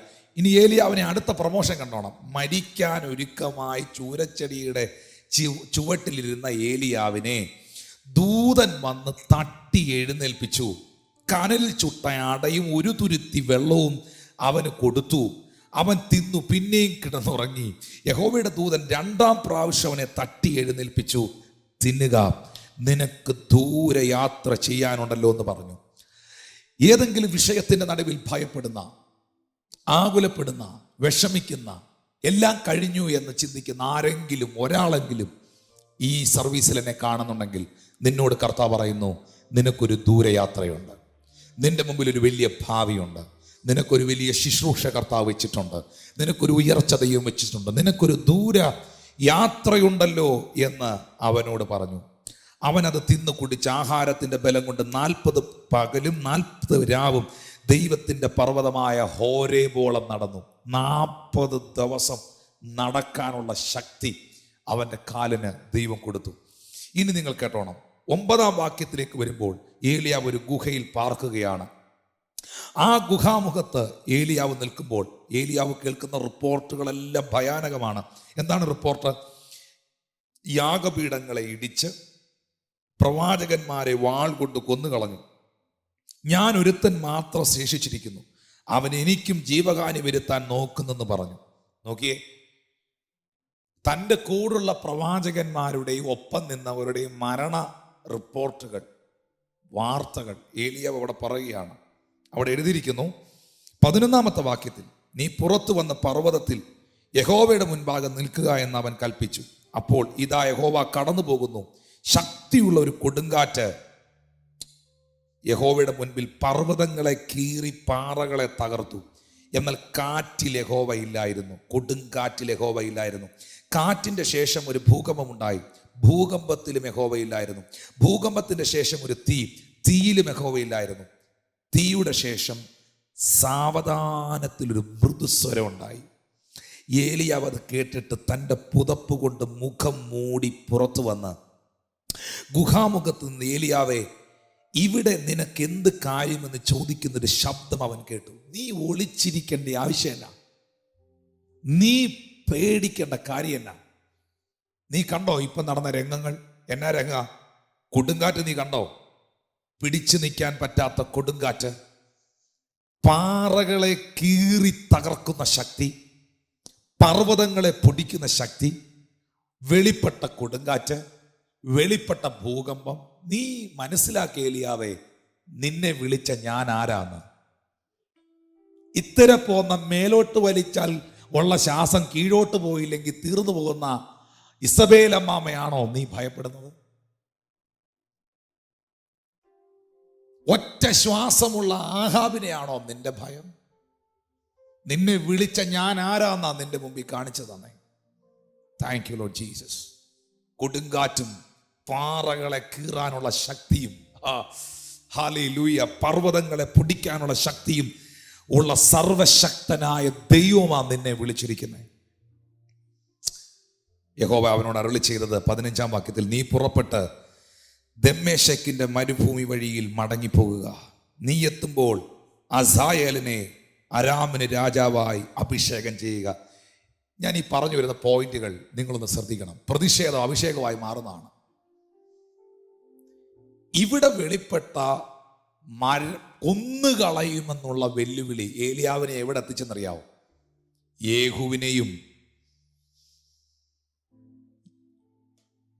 എലീശായെയും ഒക്കെ അഭിഷേകം ചെയ്യാനുള്ള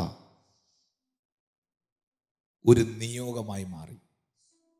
നിങ്ങൾ കാണുന്നുണ്ടോ? രാജാവായി അഭിഷേകം ചെയ്യുന്നു, പ്രവാചകനായി അഭിഷേകം ചെയ്യുന്നു. ഒറ്റ ഭാഷയിൽ പറഞ്ഞാൽ, വെളിപ്പെട്ട കഷ്ടത, വെളിപ്പെട്ട വെല്ലുവിളി അടുത്ത ഒരു തലമുറ എഴുന്നേൽപ്പിക്കുന്ന അഭിഷേകമായി മാറുന്നു. ഹല്ലേലൂയ. രാജാക്കന്മാരെ അഭിഷേകം ചെയ്യുന്ന അഭിഷേകമായി മാറുന്നു. പ്രവാചകന്മാരെ അഭിഷേകം ചെയ്യുന്ന അഭിഷേകമായി മാറുന്നു. പ്രതിഷേധത്തെ ദൈവം അഭിഷേകമാക്കുന്നു. കഷ്ടതകളെയും വെല്ലുവിളികളെയും നിങ്ങളിലുള്ള ദൈവകൃപയെ ദൈവം വർദ്ധിപ്പിക്കുവാൻ കാരണമാക്കി തീർക്കുന്നു. ഏലിയാവിൻ്റെ ചരിത്രത്തിൽ നിന്ന് ഇത്രയും വായിച്ച ഭാഗത്തിൽ നിന്ന് നിങ്ങൾക്കത് വ്യക്തമായി കാണും. ഓരോ ഭീഷണികളും, ഓരോ പ്രശ്നങ്ങളും, ഓരോ പ്രതിസന്ധികളും കഴിയുമ്പോഴും ഏലിയാവിൻ്റെ ശുശ്രൂഷയുടെയും ജീവിതത്തിൻ്റെയും ലെവലുകൾ ചേഞ്ച് ആകുമായിരുന്നു. ഫൈനലി എന്നാ സംഭവിച്ചു?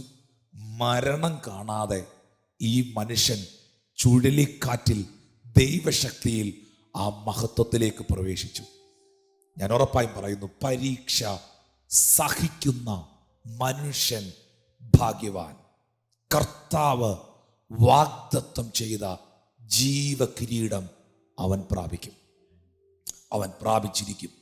ജീവിതത്തിൽ ഏതെങ്കിലും വെല്ലുവിളികളോ കഷ്ടതകളോ പ്രതിസന്ധികളോ പ്രതികൂലങ്ങളോ നിങ്ങൾ അനുഭവിക്കുന്നുണ്ടെങ്കിൽ നിശ്ചയമായും അതിനകത്ത് നിങ്ങൾക്ക് വിജയം തരുവാൻ കഴിയുന്ന, കർത്താവ് സ്നേഹിക്കുന്നവർക്ക് വാഗ്ദത്തം ചെയ്ത ജീവകിരീടത്തെ അവർ പ്രാപിക്കും. അപ്പോസ്തലന്മാരെ കുറിച്ച്, ആദിമസഭയെക്കുറിച്ച് 1-2 ഭാഗങ്ങൾ പറഞ്ഞ് നിർത്താമെന്ന് ഞാൻ ചിന്തിക്കുന്നു. ഇതിൻ്റെ 10 പോയിന്റുകൾ പറയണമെങ്കിൽ അടുത്ത സെഷനിലെല്ലാം നാം ഇത് പഠിക്കേണ്ടത് വളരെ ആവശ്യമാണ്. ഈ ആദിമസഭയിൽ അപ്പോസ്തലന്മാർ അനുഭവിച്ച കഷ്ടതകളും വെല്ലുവിളികളും നിന്ദകളും പ്രശ്നങ്ങളുമാണ് ശരിക്കും പറഞ്ഞാൽ പുതിയ നിയമ സഭയിലായിരിക്കുന്ന ജനം പഠിക്കേണ്ടതും കേൾക്കേണ്ടതും.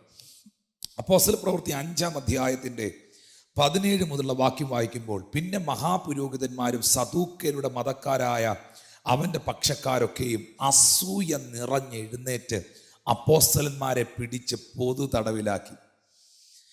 പൊതു തടവിലാക്കാനുള്ള പൊതുവികാരം എന്ന് പറയുന്നത് എല്ലാ കാലത്തും അസൂയാണ്. എന്താണ് അപ്പോസ്തലന്മാരോട് അസൂയ ഉണ്ടാകാനുള്ളതിൻ്റെ കാരണം? എന്താണ് അതിൻ്റെ റീസൺ? 2-ാം അധ്യായം വായിക്കുമ്പോൾ അപ്പോസ്തലന്മാർ പരിശുദ്ധാത്മാവിൽ നിറഞ്ഞു, ആത്മശക്തി പ്രാപിച്ചു. 3-ാം അധ്യായത്തിലേക്ക് വരുമ്പോൾ സുന്ദരമെന്ന ദേവാലയ ഗോപുര വാതിക്കൽ പള്ളിയുടെ മുമ്പിൽ ഇരുന്ന അമ്മയുടെ ഉദരം മുതൽ മുടന്തനായ മനുഷ്യനെ എഴുന്നേൽപ്പിച്ച് നടത്തി. പത്രോസിൻ്റെ ഒറ്റ പ്രസംഗത്തിൽ 1000 രക്ഷിക്കപ്പെട്ടു, 3000 സ്നാനപ്പെട്ടു. ഭയങ്കരമായ റിവൈവൽ ഉണ്ടായി.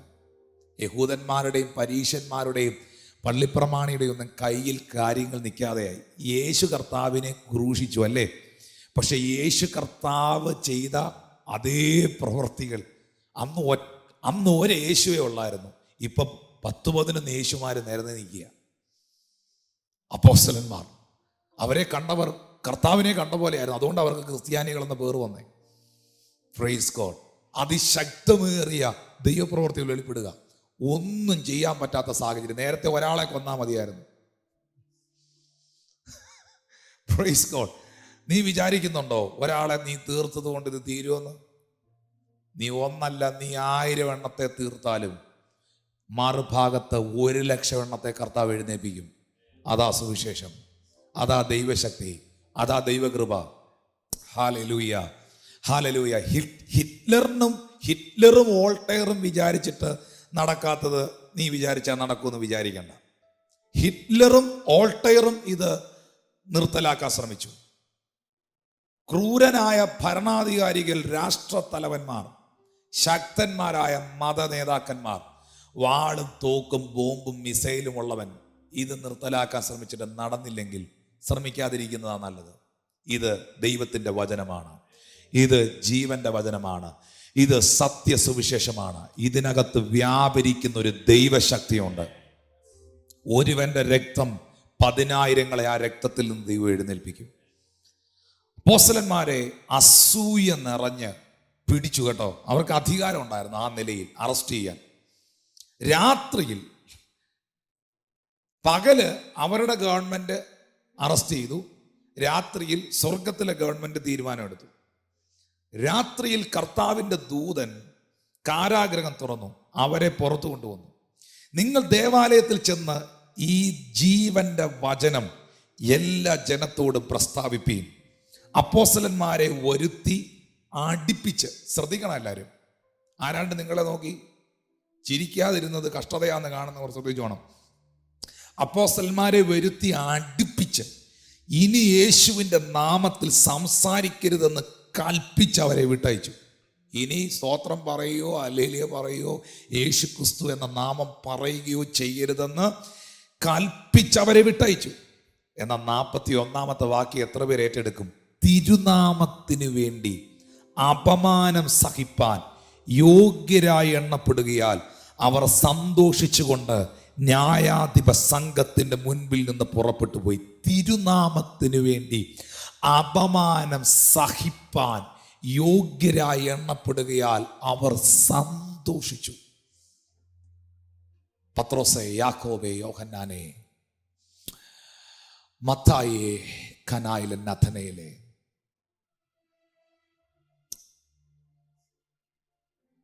മർക്കോസേ, നിങ്ങൾ എന്തുകൊണ്ട് ഈ അപമാനം സഹിച്ചു? അതാണ് നമ്മുടെ മെസ്സേജ്. കഷ്ടത സഹിക്കുന്ന മനുഷ്യൻ ഭാഗ്യവാൻ. കർത്താവ് അവനെ കൊള്ളാവുന്നവനായി തെളിഞ്ഞ ശേഷം തന്നെ സ്നേഹിക്കുന്നവർക്ക് വാഗ്ദത്തം ചെയ്ത ജീവകിരീടം പ്രാപിക്കും. തിരുനാമത്തിന് വേണ്ടി അപമാനം സഹിക്കാൻ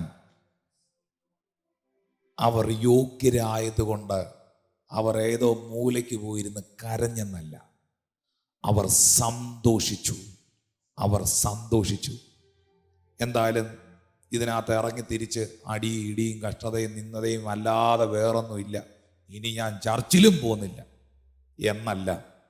41 വാക്യത്തിൽ തിരുനാമത്തിന് വേണ്ടി അപമാനം സഹിക്കാൻ എണ്ണപ്പെടുക കൊണ്ട് സന്തോഷിച്ച ആ കൂട്ടം 42 വാക്യം വായിക്കുമ്പോൾ അവർ പിന്നെ ദിനം പ്രതി ദേവാലയത്തിലും വീട് തോറും ഉപദേശിക്കുകയും യേശുവിനെ ക്രിസ്തു എന്ന് സുവിശേഷിക്കുകയും ചെയ്തു.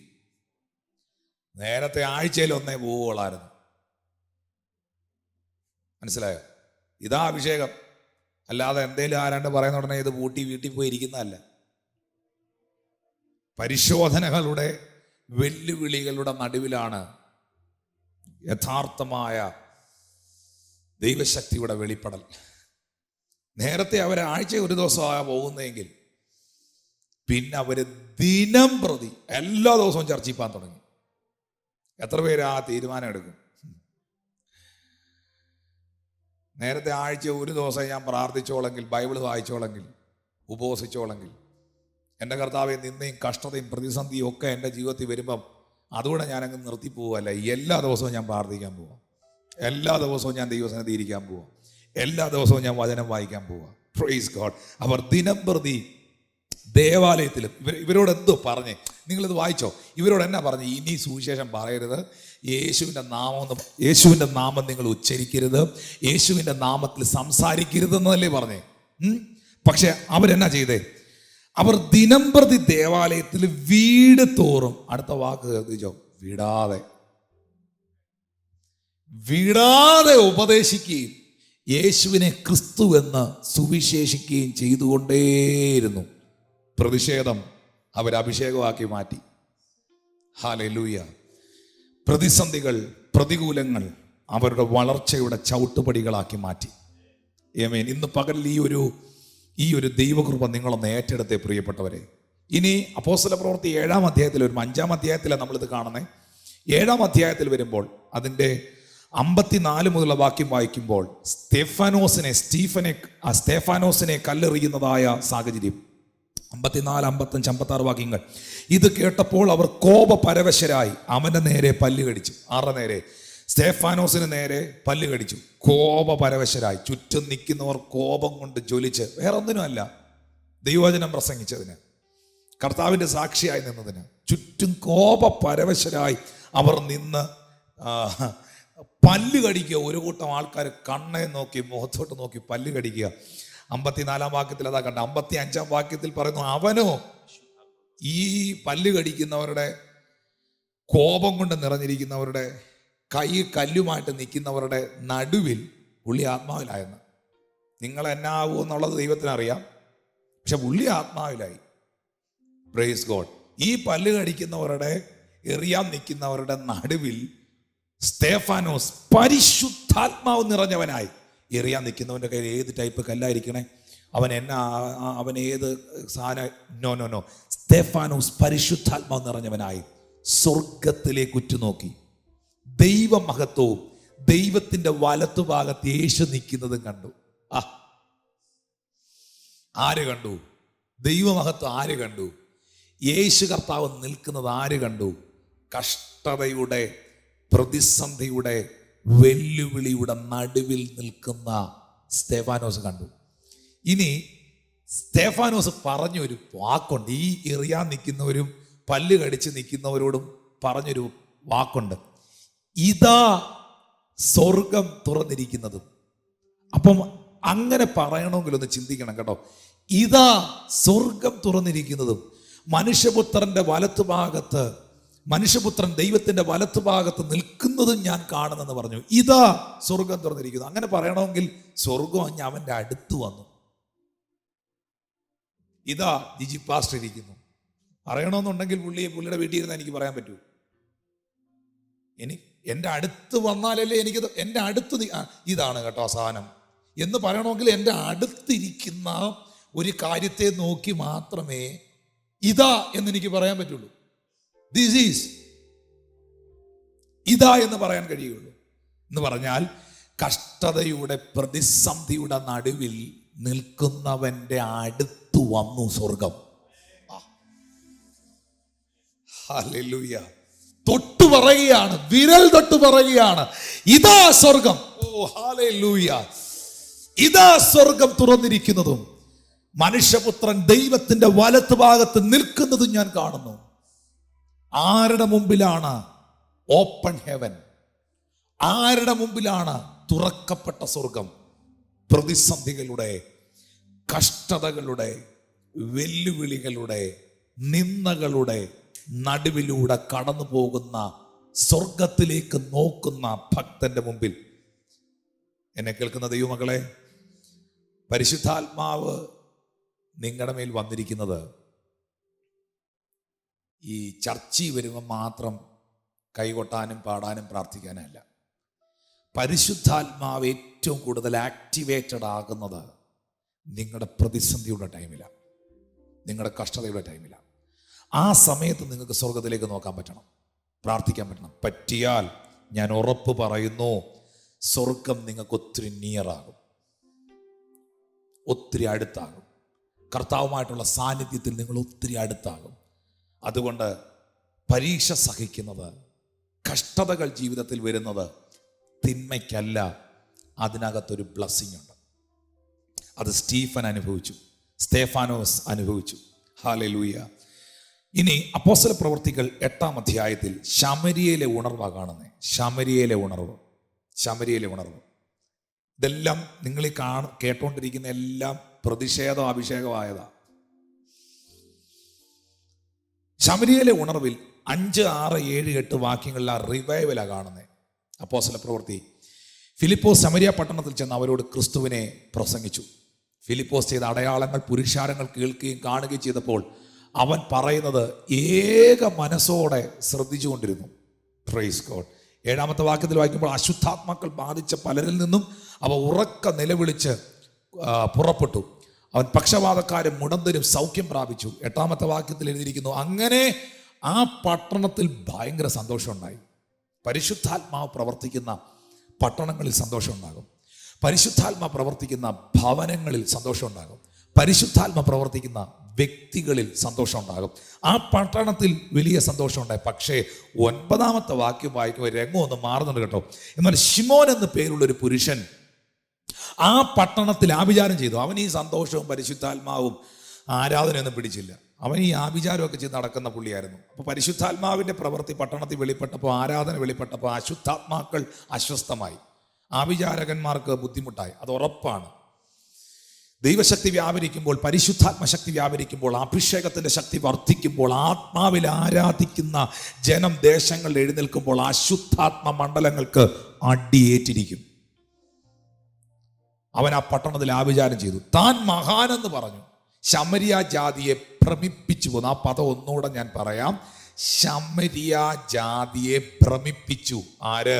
ഈ ശീമോൻ എന്ന പേരുള്ള ആഭിചാരകൻ. മറക്കല്ലേ, ശമരിയ ജാതിയെ ഭ്രമിപ്പിച്ചു ശീമോൻ എന്നുള്ള ഈ ആഭിചാരകൻ.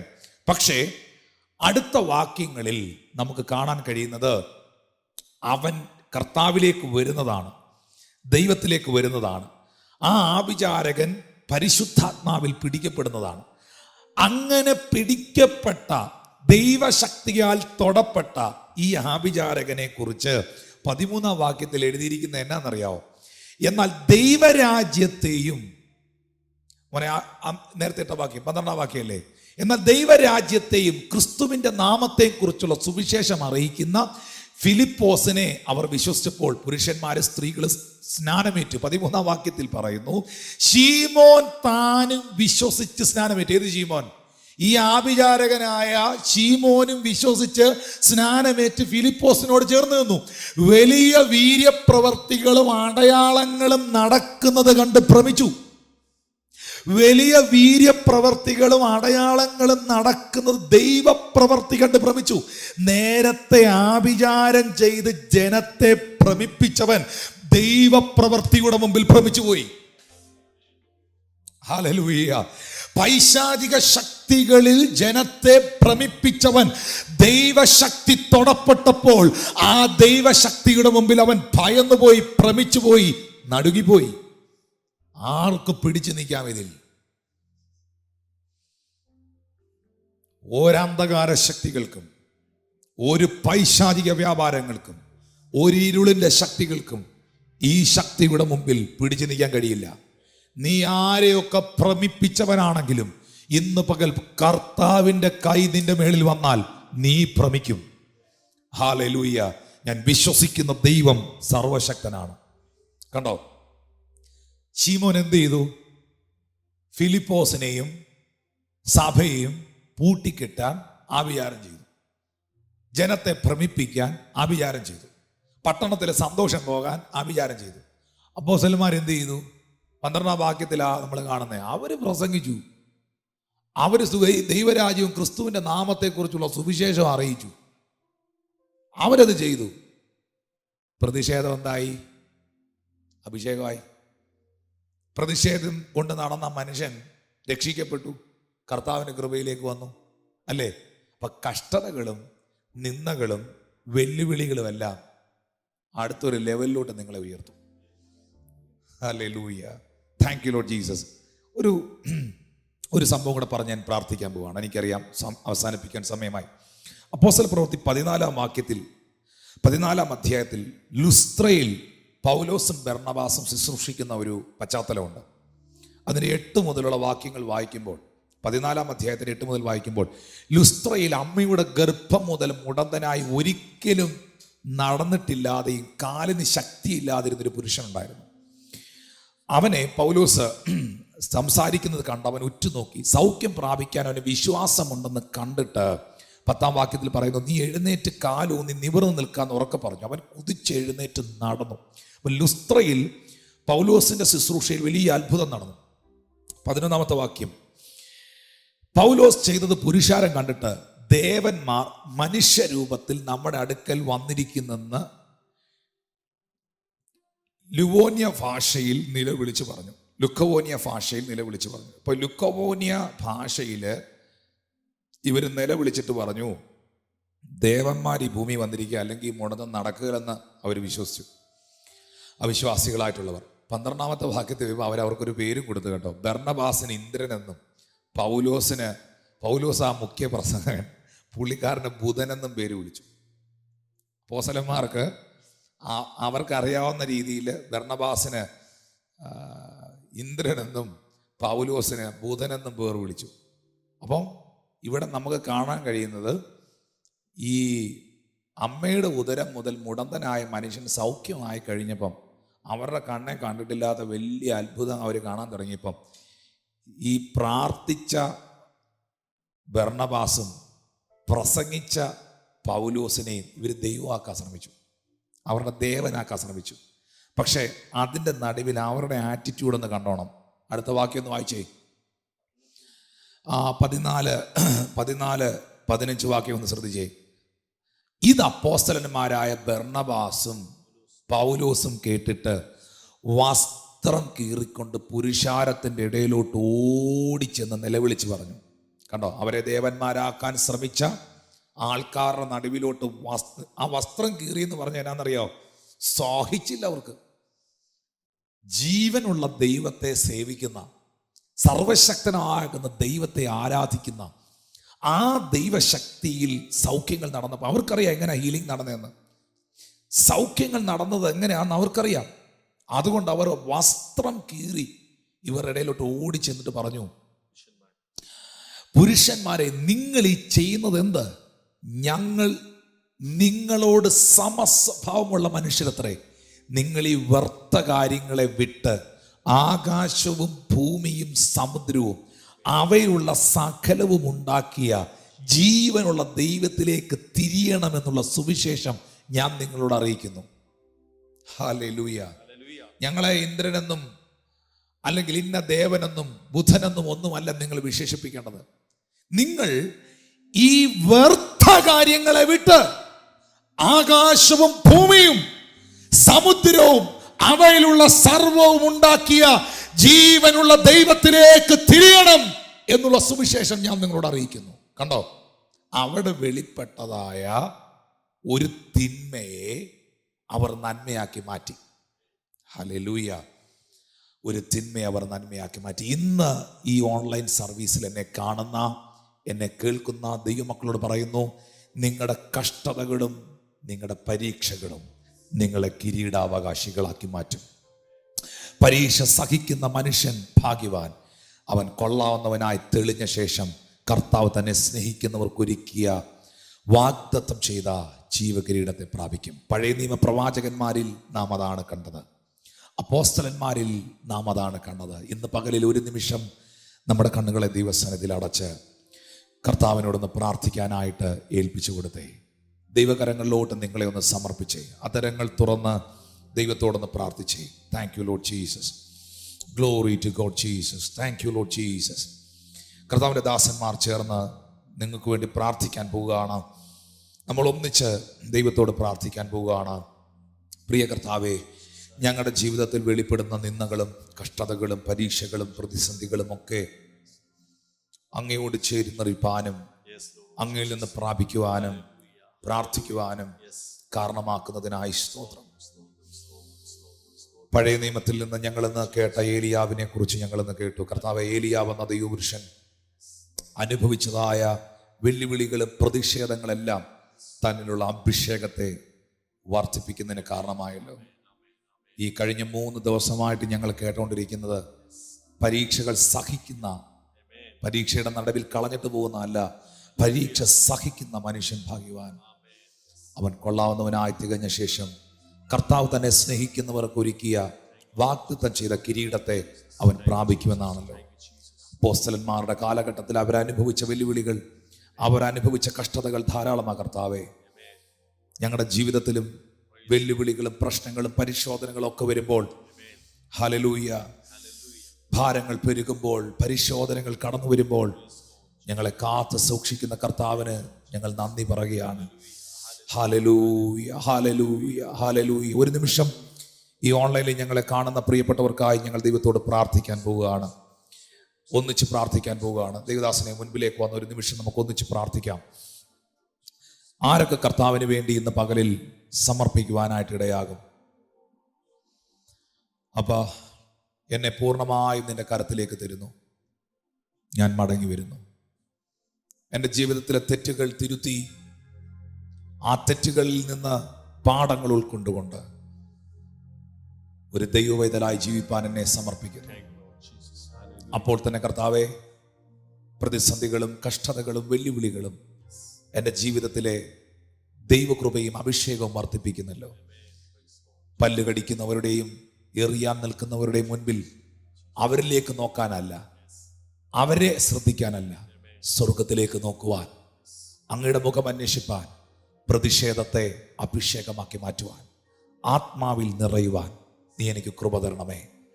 നെഗറ്റീവായിട്ടുള്ള പല പല കാര്യങ്ങൾ ഞാൻ കേട്ടുകൊണ്ടിരിക്കുവാനല്ല, രോഗങ്ങളെക്കുറിച്ച്, മരണങ്ങളെക്കുറിച്ച്, തകർച്ചകളെക്കുറിച്ച്, പ്രതിസന്ധികളെക്കുറിച്ച് കേട്ട് കേട്ട് കേട്ട് ഞാൻ അങ്ങ് തളരാനല്ല, അതിൻ്റെ നടുവിൽ നിന്റെ മുഖം അന്വേഷിക്കാൻ നീ എനിക്ക് കൃപ തരണേ കർത്താവേ. ഓ കർത്താവിനോടൊന്ന് പ്രാർത്ഥിച്ചേ. എനിക്കറിയാം ഇത് ചില പ്രിയപ്പെട്ടവരോട് ദൈവം അറിയിക്കുകയാണ്.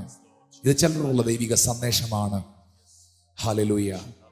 അപ്പോസ്തലൻ പറയുന്നത് ഇങ്ങനെയാണ്: ഈ നൊടി നേരത്തേക്കുള്ള കഷ്ടങ്ങൾ ഞങ്ങൾ സാരമില്ലെന്നെണ്ണുന്നു. എന്തുകൊണ്ട്? നിത്യ തേജസ്സിന്റെ ഘനമോർക്കുമ്പോൾ.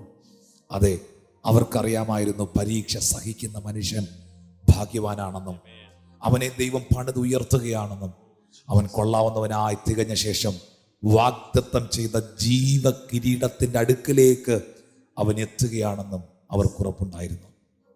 ഇന്ന് പകലിൽ പിറുപിറുക്കാതെ, പഴയ നിയമ ഇസ്രായേൽ സഭയെ പറ്റിയതുപോലെ പിറുപിറുക്കാതെ, പരസംഗം ചെയ്യാതെ, ഹല്ലേലൂയ, ദൈവത്തെ ചോദ്യം ചെയ്യാതെ, പരീക്ഷിക്കാതെ ദൈവത്തിന്റെ മുൻപാകെ ഒന്ന് ഏൽപ്പിച്ചു കൊടുത്തേ. കർത്താവിന്റെ സന്നിധിയിൽ ഒന്ന് പ്രാർത്ഥിച്ചേ. ആത്മാർത്ഥതയോടെ ഉള്ളത്തിൽ നിന്ന് പ്രാർത്ഥിക്കുന്നവർക്കായി ഞാൻ ദൈവത്തെ സ്തുതിക്കുന്നു. ജാതിയോട് എതിർക്കുമ്പോൾ, പ്രതിസന്ധികൾ വർദ്ധിക്കുമ്പോൾ, കഷ്ടങ്ങൾ പെരുകുമ്പോൾ പ്രാണപ്രിയന്റെ കരങ്ങളിലോട്ടൊന്ന് ഏൽപ്പിച്ചേ. അത്ഭുത സൗഖ്യങ്ങൾ കർത്താവ് നിങ്ങൾക്ക് തരും. ഏലിയാവിന്റെ സംഭവത്തിൽ നിങ്ങൾ കണ്ടല്ലോ, ചലനമറ്റ, ചത്തുപോയ, മരിച്ചുപോയ ഒരു കുഞ്ഞിനെ പ്രാർത്ഥനാ മുറിയിൽ താൻ തഴുകി ഉയർപ്പിച്ചു. വീണ്ടും ഞാൻ ആവർത്തിക്കുന്നു, നിങ്ങളുടെ പ്രാർത്ഥനയ്ക്ക് എഴുന്നേൽപ്പിക്കാൻ കഴിയാത്ത ഒരു വിഷയങ്ങളുമില്ല. ചലനമറ്റതിനും ഇന്ന് പകൽ ജീവൻ ഉണ്ടാകും. ചലനമറ്റതിനും, അത് നിങ്ങളുടെ ജോലിയാകാം, നിങ്ങളുടെ സാമ്പത്തികമാകാം, നിങ്ങളുടെ ആരോഗ്യമാകാം, നിങ്ങളുടെ ഒരു ആവശ്യമാകാം, അത് നിങ്ങളുടെ പ്രാർത്ഥനാ മുറിയിൽ ജീവിക്കും. വീണ്ടും ഞാൻ പറയുന്നു, നിന്റെ പ്രാർത്ഥനാ മുറിയിൽ ചിലതിന് ജീവൻ വയ്ക്കും. Thank you Jesus, thank you Lord. പ്രിയന്റെ വരവിൻ ധ്വനി മുഴങ്ങും, പ്രാക്കളെ പോലെ നാം പറന്നുയരും. പ്രാണന്റെ പ്രിയനാ മണവാളനിൽ പ്രാപിക്കും സ്വർഗീയ മണിയറയിൽ. പ്രിയന്റെ വരവിൻ ധ്വനി മുഴങ്ങും, പ്രാക്കളെ പോലെ നാം പറന്നുയരും. പ്രാണന്റെ പ്രിയനാ മണവാളനിൽ